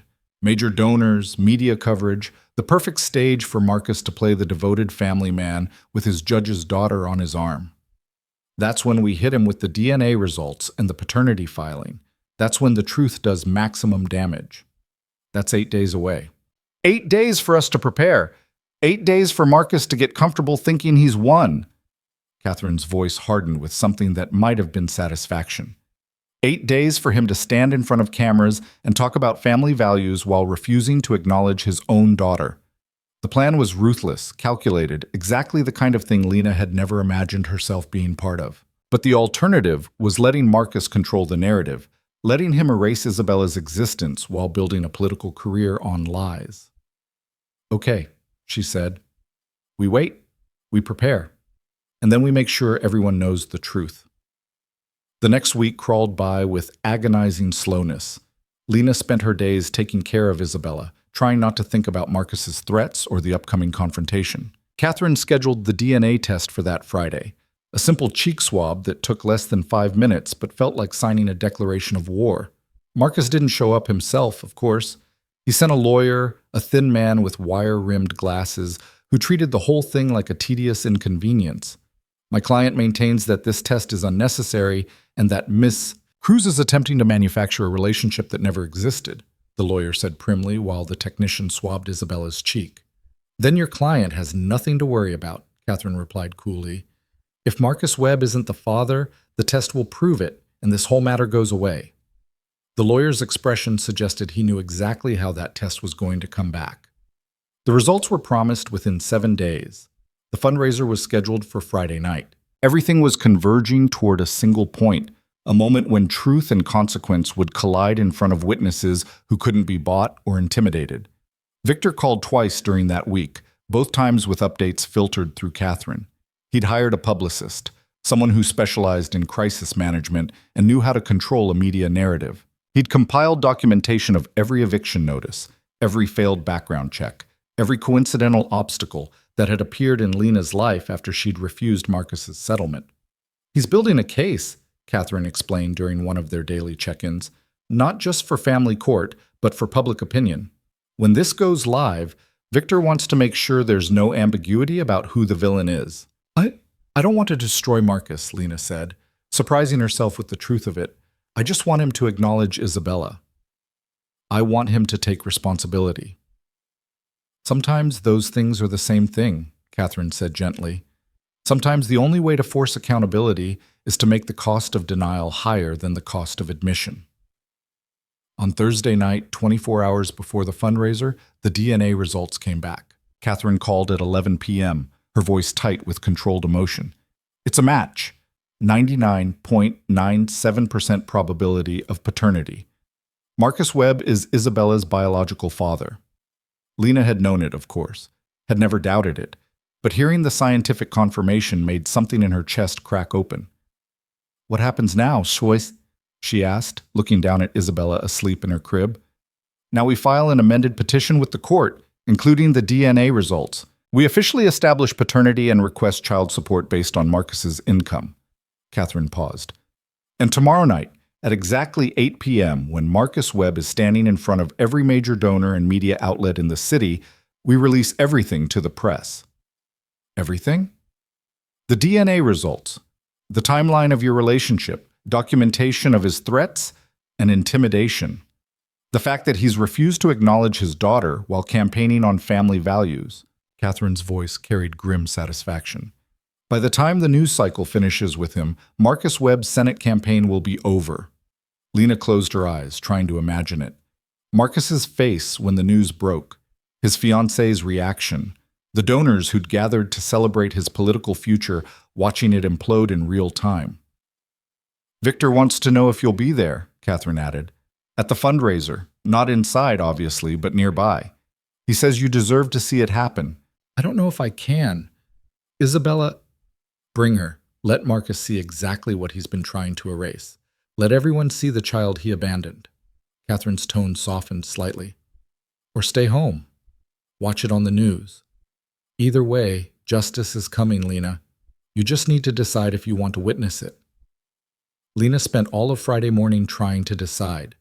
She fed Isabella, changed her, walked circles around the apartment while her daughter dozed against her chest. The fundraiser started at 7. The press release was scheduled for 8. In 9 hours, everything would change. At noon, Victor showed up at her door. I know Catherine said no personal visits, he said when Lena answered, but I needed to see you before tonight, to make sure you're ready for what's about to happen. Lena stepped aside to let him in. He looked different somehow, harder, more focused, like a weapon being sharpened for a specific purpose. I'm ready, she said, though she wasn't sure that was true. Victor moved to the windows, the same position he always took when he needed to think. 4 years I've been waiting for this moment. 4 years of watching Marcus Webb build a career on the reputation he stole from my brother. And now, finally, there's going to be consequences. This isn't just about your brother anymore, Lena said quietly. This is about Isabella, about making sure she grows up knowing her father couldn't hide from the truth. Can I ask you something? Victor turned to face her. If Marcus called right now and offered you everything, full acknowledgement of Isabella, generous child support, public acceptance of his responsibility, but only if you agreed not to go public with the story tonight, would you take it? Lena looked down at Isabella, awake now, and watching her with those serious dark eyes. A month ago I would have, she admitted. A month ago, I just wanted Isabella to be safe and acknowledged. I didn't care about revenge or justice or making Marcus pay. And now? Now I know that men like Marcus don't change unless they're forced to. Now I know that if I let him control this narrative, he'll find a way to minimize his responsibility, to make Isabella feel like a mistake he was generous enough to acknowledge. Lena met Victor's eyes. So no, I wouldn't take that deal. Because Isabella deserves better than a father who only admits she exists because he was cornered into it. Something like pride flickered across Victor's face. Then you should be there tonight. You should see the moment when Marcus Webb realizes he can't buy or intimidate his way out of consequences. I'll be there, Lena decided. We'll both be there. The fundraiser was being held at the Meridian Hotel, a historic building in Midtown with the kind of old money elegance that Marcus Webb had spent his entire career trying to access. Victor arranged for Lena to wait in a suite on the 8th floor, directly above the ballroom where Marcus would be making his speech. She arrived at 7:30, Isabella bundled against the October cold, her heart pounding so hard she could feel it in her throat. Victor met her in the lobby, his hand on her elbow as he guided her past doormen who pretended not to see them. "The press release goes out at 8, he said as they rode the elevator up. "Catherine's team is ready. The DNA results, the documentation, everything. The major news outlets already have the story. They're just waiting for confirmation before they run it." "And Marcus has no idea?" "Marcus thinks he's untouchable." Victor's smile was sharp as a blade. "He's about to learn differently." The suite had a small television tuned to a local news channel that was covering the fundraiser. Lena could see Marcus on screen, shaking hands with donors, his fiancée, a polished woman with perfect hair and a diplomatic smile, on his arm. He looked confident, successful, every inch the rising political star. Lena settled into a chair by the window, Isabella nursing quietly while they waited. 8 p.m. approached with agonizing slowness.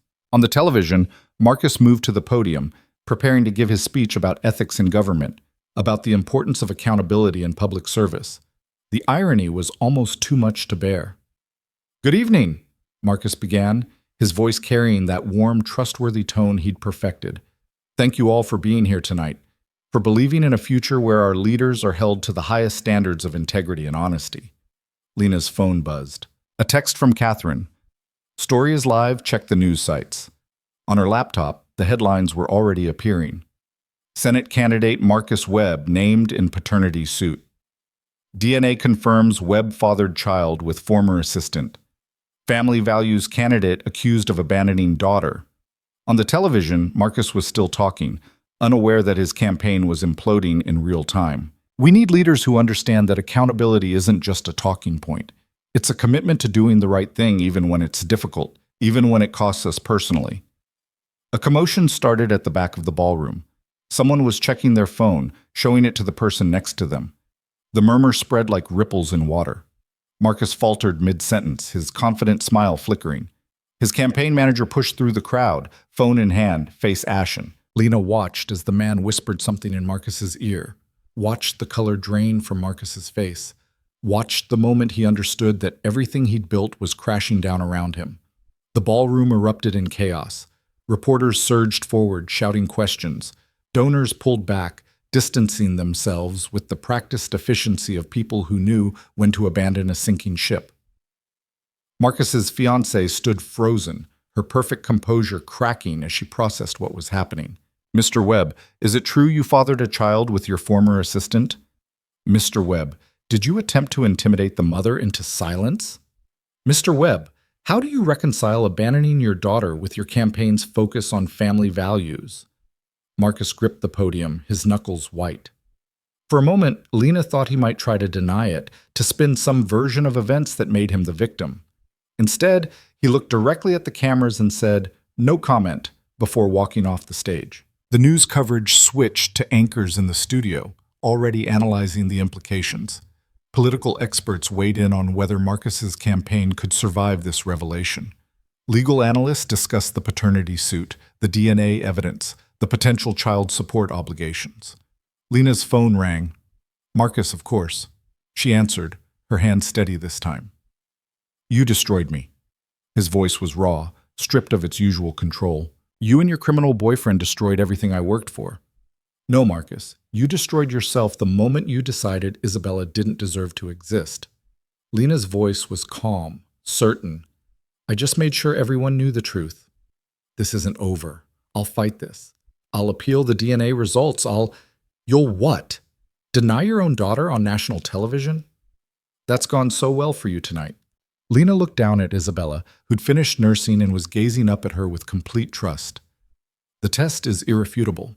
The evidence of your intimidation is documented. Your campaign is over, Marcus.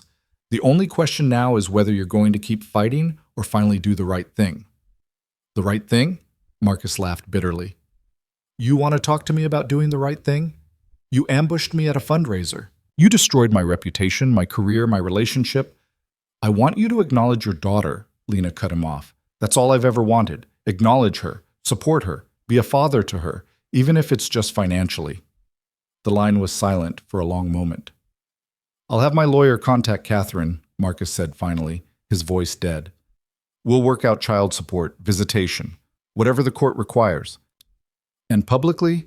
Will you acknowledge Isabella publicly? Another long pause. What choice do I have? The whole world knows now, thanks to you. Thanks to you, Lena corrected. I didn't make you abandon your child, Marcus. I didn't make you threaten me or try to erase my existence. I just made sure your choices had consequences. That's what accountability looks like. She hung up before he could respond, her hands shaking with adrenaline and something that felt like victory but tasted more complex.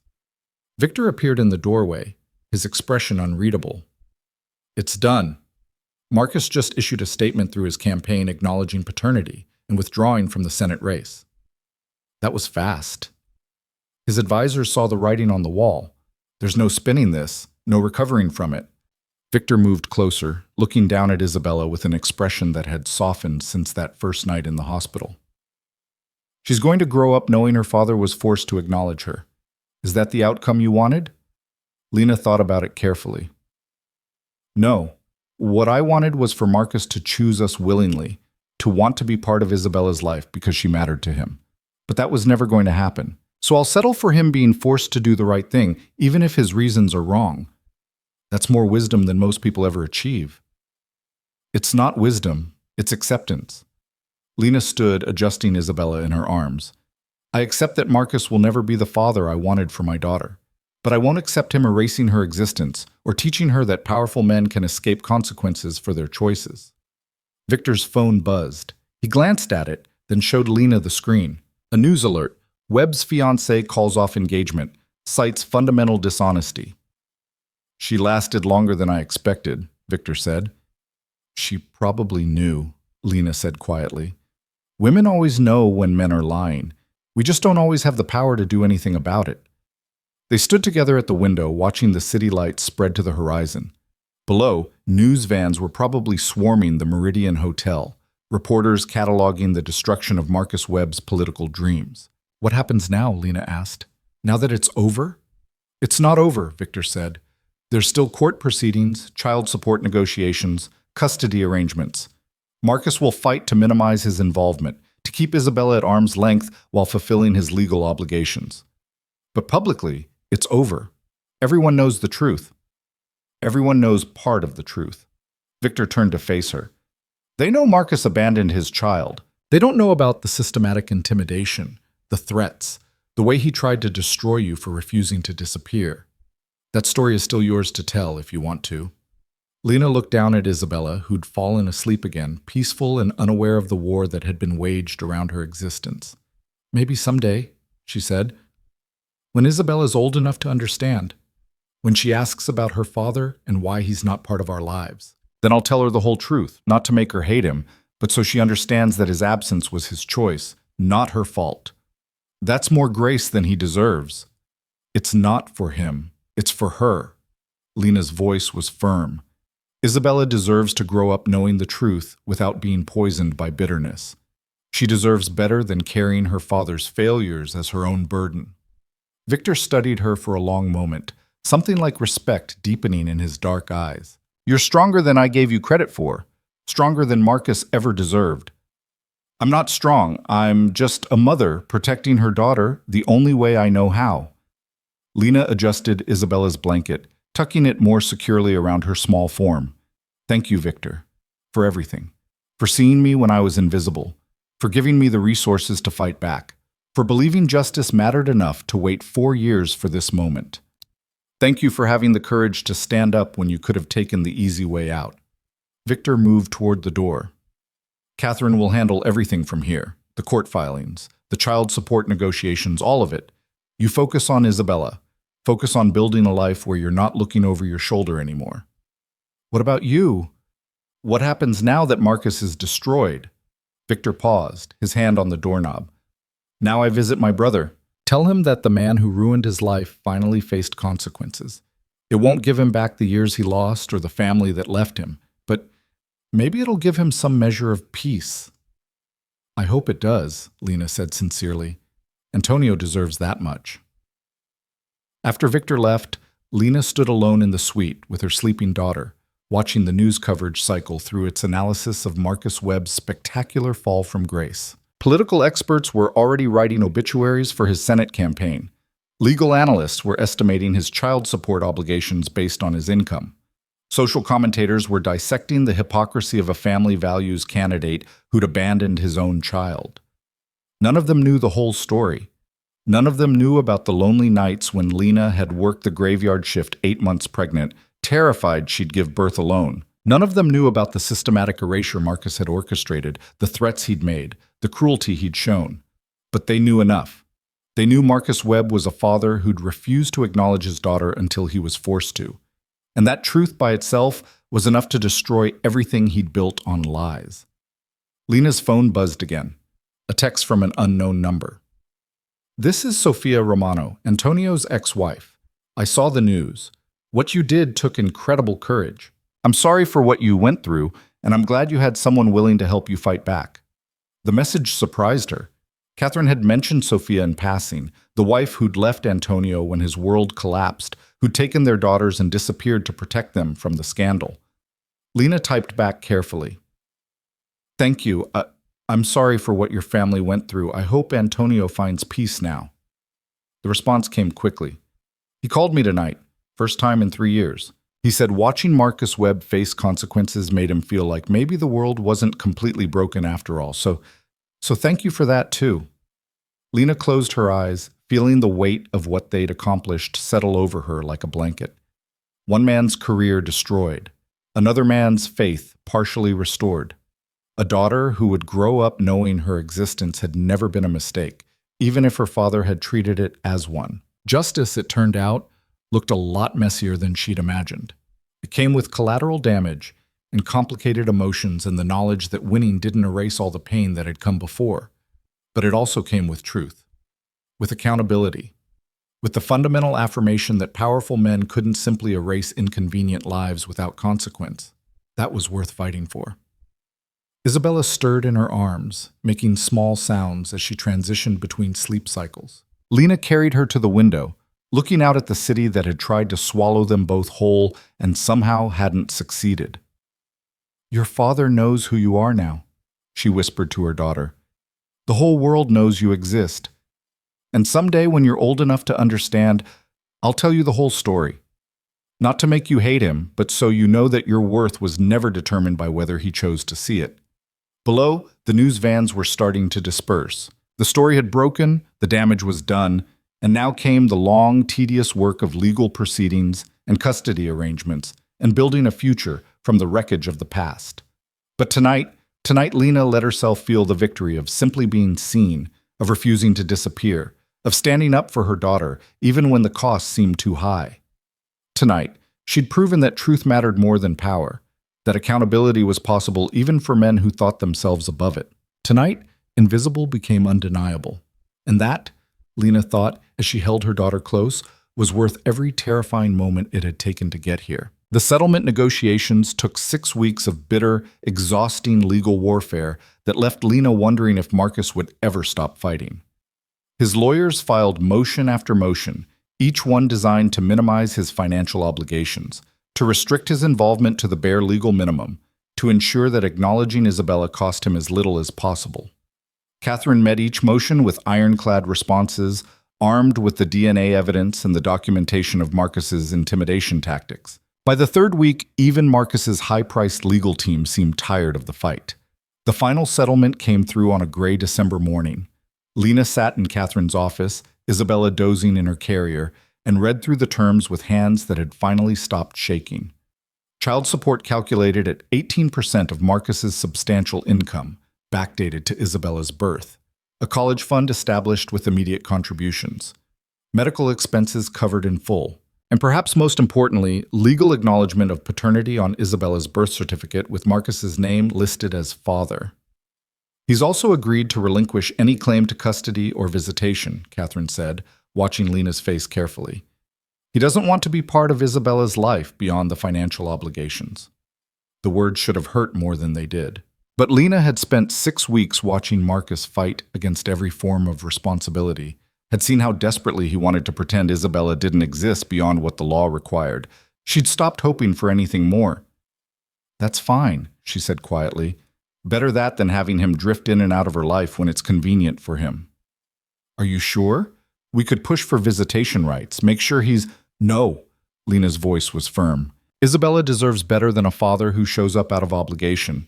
If Marcus doesn't want to know her, that's his loss. But I'm not going to force him into her life just so she can feel his resentment every time he looks at her." Catherine nodded slowly. "Then we have everything we need. I'll file the final paperwork with the court. By the end of the week, this will all be official." "And then what?" "Then you decide what comes next. You have financial security now. You have legal protection. You have the freedom to build whatever life you want for yourself and Isabella." Catherine's expression softened slightly. "What do you want, Lena?" It was the same question Victor had asked that first night in the hospital, and Lena's answer had changed in the months since. "I want to finish my degree," she said. "I was 3 semesters away from graduating when I started working for Marcus. I want to complete that. I want Isabella to grow up watching me work for things, not just survive on child support from a man who didn't want us." "That's good. That's really good." Catherine pulled out a folder. Victor actually anticipated that. He set up an education fund, separate from Marcus's obligations. It'll cover tuition, books, childcare while you're in classes. Lena stared at the folder. He didn't have to do that. He wanted to. He said— Catherine paused, choosing her words carefully. "He said his brother never got the chance to rebuild his life the way he deserved. He wants to make sure you have that chance." The generosity of it made Lena's throat tight. "I need to thank him."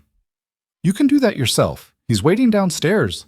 Lena gathered Isabella and her things, signed the final documents Catherine needed, and took the elevator down to the lobby with her heart pounding. She hadn't seen Victor since the night of the fundraiser, had only communicated through Catherine as the lawyer had insisted. But she'd thought about him often, wondered if he'd found the peace he was looking for now that Marcus had faced consequences. He stood near the windows, looking out at the December gray, his dark coat making him seem like a shadow against the pale light. He turned when he heard her approach, and something in his expression eased. "Lena, how are you?" Exhausted, relieved, grateful. She shifted Isabella's carrier to her other hand. "Catherine told me about the education fund. Victor, I can't accept—" "Yes, you can." His tone was gentle but left no room for argument. "Consider it an investment in the future.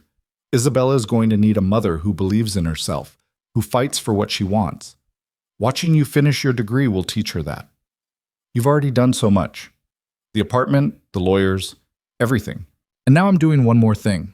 Let me help ensure you have the tools to build a real future, not just survive the present."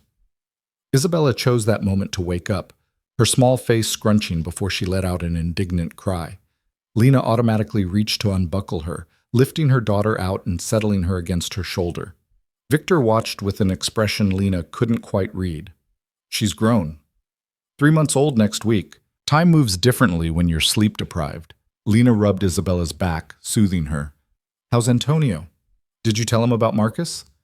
Something shifted in Victor's face. "I did. We had coffee last week, first time we've really talked in 4 years." "How was it?" "Difficult, honest." Victor's hands slipped into his coat pockets. "He's still angry about what happened, still processing what my choices cost him. But he said watching Marcus face consequences helped him understand that the world isn't completely broken, that powerful men can't always escape their sins. That's something. It's more than we had before." Victor's eyes moved back to Isabella, watching her settle against Lena's shoulder. "He asked about you, about the baby. He said what you did took more courage than he'd been able to find when his own life fell apart. I had help. I had you protecting me, giving me resources Antonio never had." "You had a choice," Victor corrected. "You could have taken Marcus's settlement and disappeared. You chose to fight instead. That's not about resources, Lena. That's about character." The words settled over her like a weight and a gift at the same time.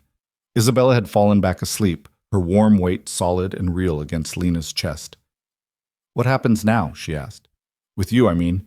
Now that Marcus is destroyed, now that you've gotten your revenge, what do you do next? Victor was quiet for a long moment, his dark eyes studying her with that same intensity that had made her feel seen from the very first night. I don't know, he admitted. I spent 4 years focused on one goal. Now that it's achieved, I'm not sure what comes after. Maybe you could try just living, Lena suggested softly. Not planning revenge or managing criminal operations or protecting people from their enemies, just existing without a war to fight. Is that what you're planning to do? I'm planning to raise my daughter, finish my degree, and build a life where we're not defined by what Marcus did or didn't do. Lena met his eyes directly. And I'm planning to remember that the person who helped me when I was invisible deserves to find peace too. Something flickered across Victor's face. Surprise, maybe? A recognition of something he'd been avoiding thinking about. I should let you go, he said. You have a life to build. I don't want to complicate that. Victor, the apartment is yours for as long as you need it. The education fund is set up through Catherine, completely separate from me. You won't need to see me again unless you choose to. He stepped back, creating distance. Be well, Lena. You and Isabella both. He was leaving, walking away the same way he'd walked into her life, controlled, deliberate, already moving toward whatever came next. Wait, Lena called out, making him pause.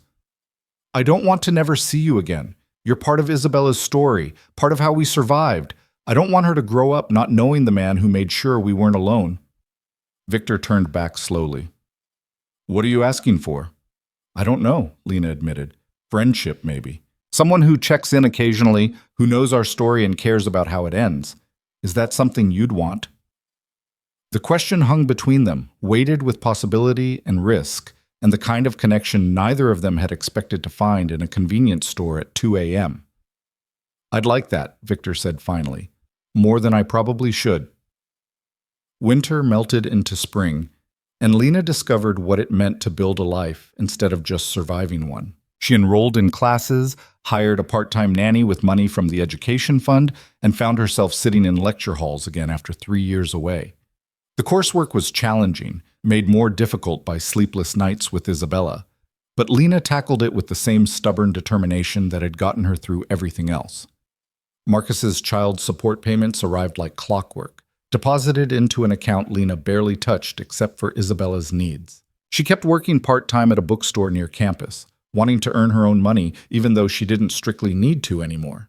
The apartment Victor had provided became a home, filled with Isabella's toys and Lena's textbooks, and the comfortable clutter of actual living. Victor kept his word about staying in touch.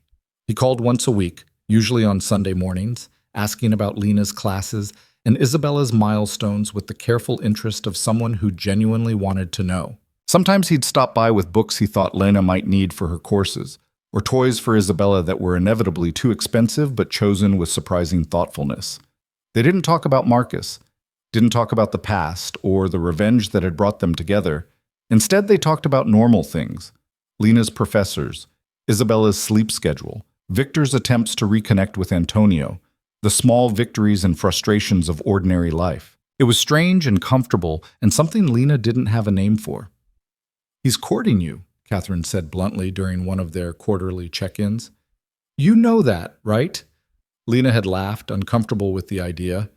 Victor's just being kind. He feels responsible for us. Victor Romano doesn't do anything out of mere kindness. He's one of the most calculating people I've ever met. Catherine's expression was serious. The question is whether you're interested in being courted by a man with his particular background. Lena had thought about that conversation for weeks afterward. Thought about it every time Victor called, every time he showed up with some small gift or offer of help. Thought about the careful distance he maintained, never pushing, never assuming, always giving her space to decide what she wanted. The truth was, she didn't know what she wanted. She'd spent so much energy on fighting Marcus, on protecting Isabella, on surviving each day, that she hadn't considered what came after survival. Isabella turned 6 months old on a warm May afternoon. Lena threw a small party in the apartment, just Catherine, the nanny, and a few classmates from her program. Victor showed up with a ridiculous stuffed elephant that was bigger than Isabella herself, and a cake from a bakery that definitely charged too much. You didn't have to do all this, Lena said, watching him set up the cake on the counter. I wanted to. Victor glanced at Isabella, who was being passed around between admirers, completely unaware she was the center of attention. 6 months? That's significant. Every month feels significant right now. She's changing so fast. So are you. Victor's eyes moved to Lena, taking in the changes 6 months had brought. You look happy, settled. I am. For the first time in over a year, I'm not terrified about what tomorrow might bring. Lena paused. Thank you for that. For giving me the resources to build this life. You built it yourself. I just made sure you had the tools. The party wound down as the afternoon faded into evening. Catherine left first, then the classmates, then the nanny. Suddenly it was just Lena and Victor and a very sleepy Isabella surrounded by wrapping paper and toys she was too young to appreciate. I should go, Victor said, but he didn't move toward the door. Or you could stay for dinner, Lena offered. It's just leftovers, but there's plenty. Are you sure? I'm sure. They ate at the small dining table, Isabella asleep in her swing nearby, and talked about everything and nothing. Victor told her about Antonio's progress. He'd found a better job, was seeing a therapist, had even started dating someone. Lena told him about her constitutional law class and the professor who'd encouraged her to consider law school after graduation. Would you want that? Victor asked. Law school? Maybe. I like the idea of helping people navigate systems that are designed to intimidate them. People like me who don't have resources or connections or any idea how to fight back. Lena pushed rice around her plate. Catherine inspired me. The way she fought for me when I couldn't fight for myself. You'd be good at it. You understand what it's like to be powerless against people who believe they're above consequences. So do you. Victor's expression tightened. My methods for dealing with that are considerably less legal than Catherine's. But just as necessary. Lena met his eyes. You gave me justice when the law couldn't, or wouldn't. That matters too. They cleaned up together, moving around the kitchen with surprising ease. Victor washed while Lena dried, and somewhere in the comfortable silence, she realized this felt natural, felt right in a way she hadn't expected. Can I ask you something? Lena said, putting away the last plate. Always. Why do you keep coming back, really? Catherine says you're courting me, but I don't understand why. You could have anyone, Victor. Why would you want a single mother with a mountain of student debt and a schedule built around an infant's sleep cycles? Victor was quiet for a long moment, drying his hands on the dish towel with careful precision. Do you know what I saw that night in the convenience store? He asked finally. When I walked in and found you having contractions behind the counter? A chance for revenge against Marcus. No. I saw someone refusing to disappear even when every powerful force in her life was trying to erase her. I saw someone choosing truth over safety, choosing her child over convenience, choosing to stand up even when standing up meant losing everything. He turned to face her fully. I've spent my entire adult life in a world where power is the only currency that matters. And there you were, powerless by every metric I understood, and still refusing to be conquered. That's not weakness, Lena. That's the strongest thing I've ever witnessed. The words landed in Lena's chest, heavy and warm and terrifying. I'm not that strong. I was terrified every moment. I'm still terrified most days. Being strong doesn't mean not being afraid. It means being afraid and choosing courage anyway. Victor stepped closer, his dark eyes serious. You asked why I keep coming back. I keep coming back because being around you and Isabella reminds me that there are things worth fighting for besides revenge. That there's a difference between power and strength, between winning and actually building something that matters. Lena's breath caught. Victor, I'm not asking for anything, he said quickly. I'm not pressuring you or expecting anything in return for what I've done. I just want you to know that if you ever decide you want more than friendship, more than weekly phone calls and occasional visits, I'd like to explore that. When you're ready, if you're ever ready. Isabella chose that moment to wake up with a cry that suggested she was both hungry and offended about it. Lena automatically moved to pick her up, grateful for the interruption, for time to process what Victor had just offered. She settled on the couch to nurse, and Victor sat in the chair across from them, maintaining that careful distance he always kept. I don't know if I'm ready, Lena said honestly, watching Isabella nurse. I don't know if I'll ever be ready. Marcus destroyed something in me, made me afraid to trust my own judgment about people. I understand. But she looked up, meeting his eyes. I know I want you in our lives, not just as the person who helped us, but as someone who matters, someone Isabella knows and trusts as she grows up. That's enough, Victor said quietly. That's more than enough. Summer arrived with the kind of heat that made Lena grateful for air conditioning she didn't have to ration. She finished her spring semester with honors, started a summer internship at a nonprofit legal clinic, and watched Isabella learn to sit up and then immediately try to crawl toward anything dangerous. Victor became a fixture in their lives, showing up for dinner twice a week, babysitting when Lena had evening classes, teaching Isabella to make ridiculous faces that sent her into fits of giggles. He never pushed for more than Lena offered, never made her feel pressured or obligated. But somewhere between the weekly dinners and the shared parenting moments and the conversations that stretched late into the night after Isabella was asleep, Lena realized she was falling for him. It terrified her. He's nothing like Marcus, Catherine pointed out when Lena finally admitted her feelings. Victor's been patient, respectful, honest about who he is and what he wants. He's also a criminal. He runs an organization that launders money and probably does worse things he hasn't told me about. Lena wrapped her hands around her coffee cup. What kind of mother am I if I bring that into Isabella's life? The kind who understands that people are complicated, that someone can do illegal things and still be fundamentally good. Catherine's expression was serious. But you're right to be careful. You need to know exactly what you'd be accepting if you pursue this. Lena talked to Victor that night, after Isabella was asleep and they were sitting on the balcony watching the city lights. Tell me the truth about what you do, she said. All of it. Not the sanitized version, not the things you think I can handle. I need to know who you really are. Victor was quiet for a long moment, his expression unreadable in the dim light. I run an organization that moves money for people who can't use traditional banking. Sometimes those people are criminals. Sometimes they're just people living in countries with unstable governments who need to protect their assets. He paused. I've never ordered anyone killed. I don't deal in drugs or weapons or anything that directly harms people. But what I do is still illegal, and if I ever get caught, I'll spend the rest of my life in prison. Why do you do it? Because my father built this organization, and when he died, the responsibility fell to me and Antonio. Antonio chose legitimacy. I chose to honor our father's legacy, to protect the people who depend on the services we provide. Victor's jaw tightened.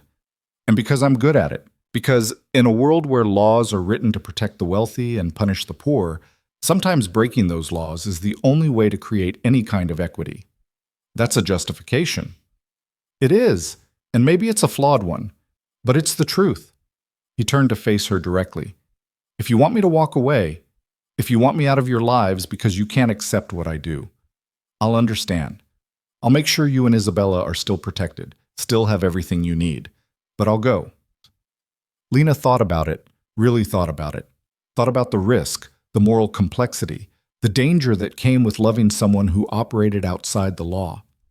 Then she thought about the man who'd walked into a convenience store and truly seen her, who'd stayed through Isabella's birth when he could have left, who'd given her the resources to fight back when she had nothing, who'd been patient and kind and present in ways Marcus never had been. I don't want you to go, she said finally, but I need to know that you'll always be honest with me, that you'll never use your power against me the way Marcus did, that you'll respect my choices even when they're not what you want. I swear it. Victor's voice was firm, certain. I swear on everything I am that I will never use my resources to control you, never threaten you, never make you feel like you don't have choices. You and Isabella are free, Lena. Always. Whatever happens between us, that doesn't change. Then I want to try, Lena whispered. I want to see what this could be, even though it terrifies me. Victor reached across the space between them, taking her hand gently. We'll go as slow as you need. No pressure, no expectations. Just seeing where this goes. Where it went was toward something Lena had stopped believing in, a relationship built on honesty and respect and genuine care. Victor courted her properly, with dinners and conversations and the kind of patient attention that made her feel valued rather than claimed. He bonded with Isabella, teaching her to clap and play peekaboo and make the ridiculous elephant sounds that sent her into hysterics. And slowly, carefully, Lena let herself trust again.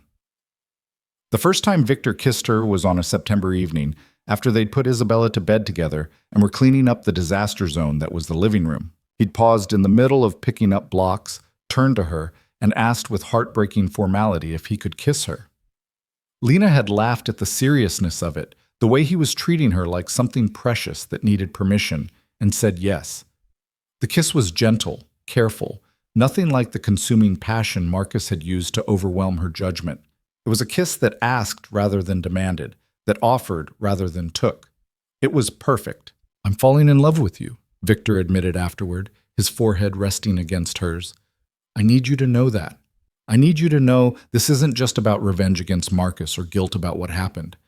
This is about you, who you are, who you're becoming, the life you're building." "I'm falling in love with you too," Lena whispered back. "It scares me, but it's true. We'll figure it out together. Whatever comes, we'll handle it together." Isabella turned 1 year old on a crisp October day that felt like new beginnings.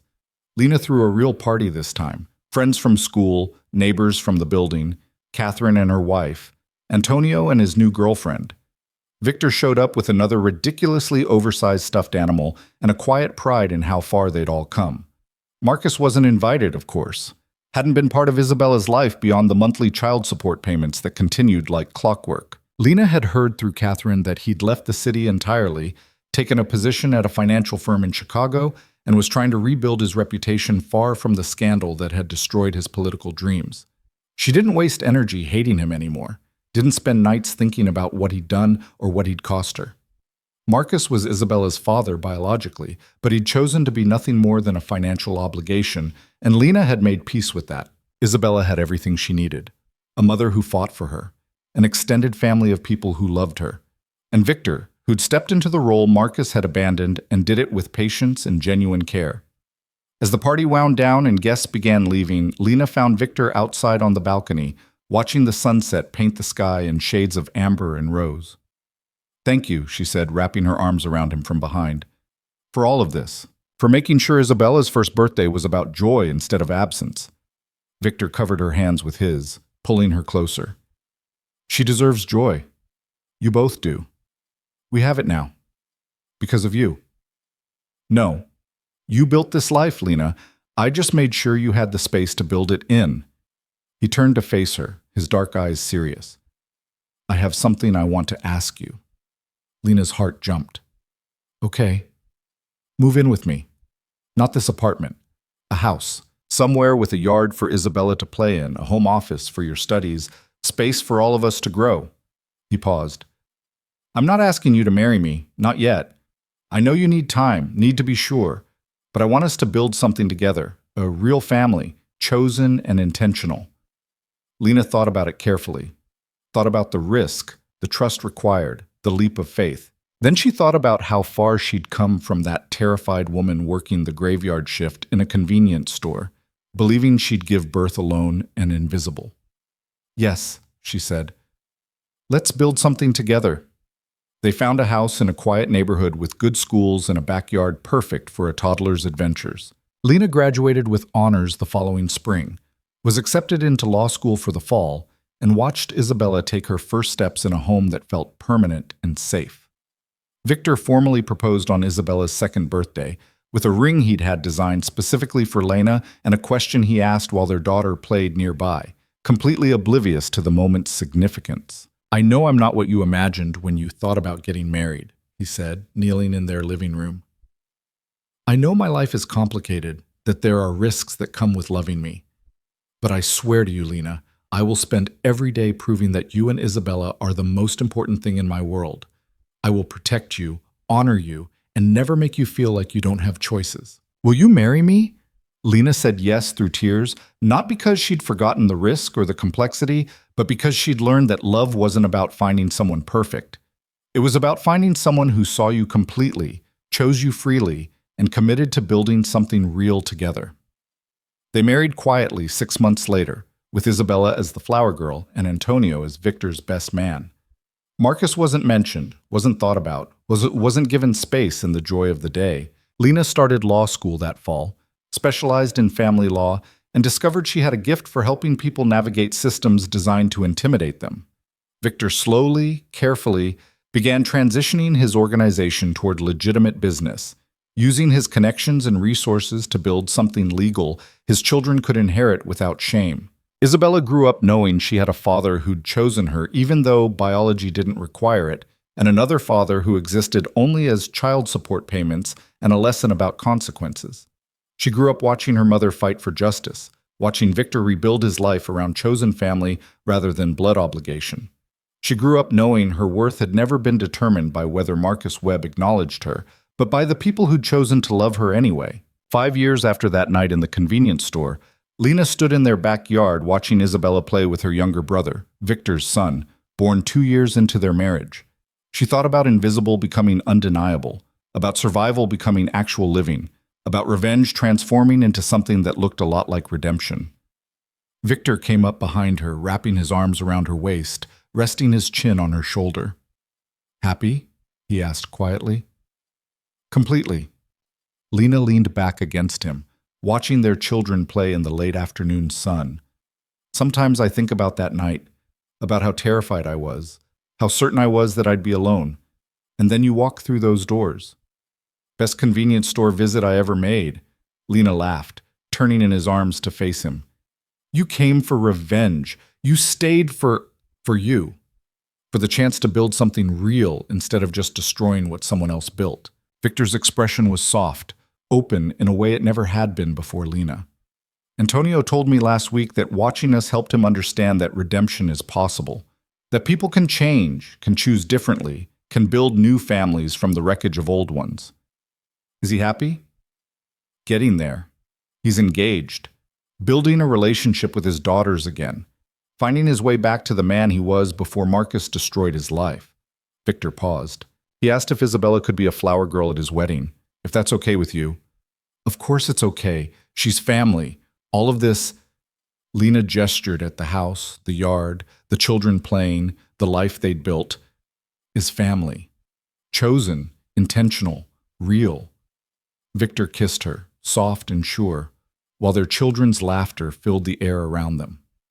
This was what justice looked like when it transformed into something more than revenge. This was what happened when invisible women refused to disappear, when powerful men finally faced consequences, when broken people chose to build something new instead of just surviving in the ruins. This was the life Lena Cruz had fought for. Not perfect, not without complexity or risk, but genuine and chosen and completely, utterly hers.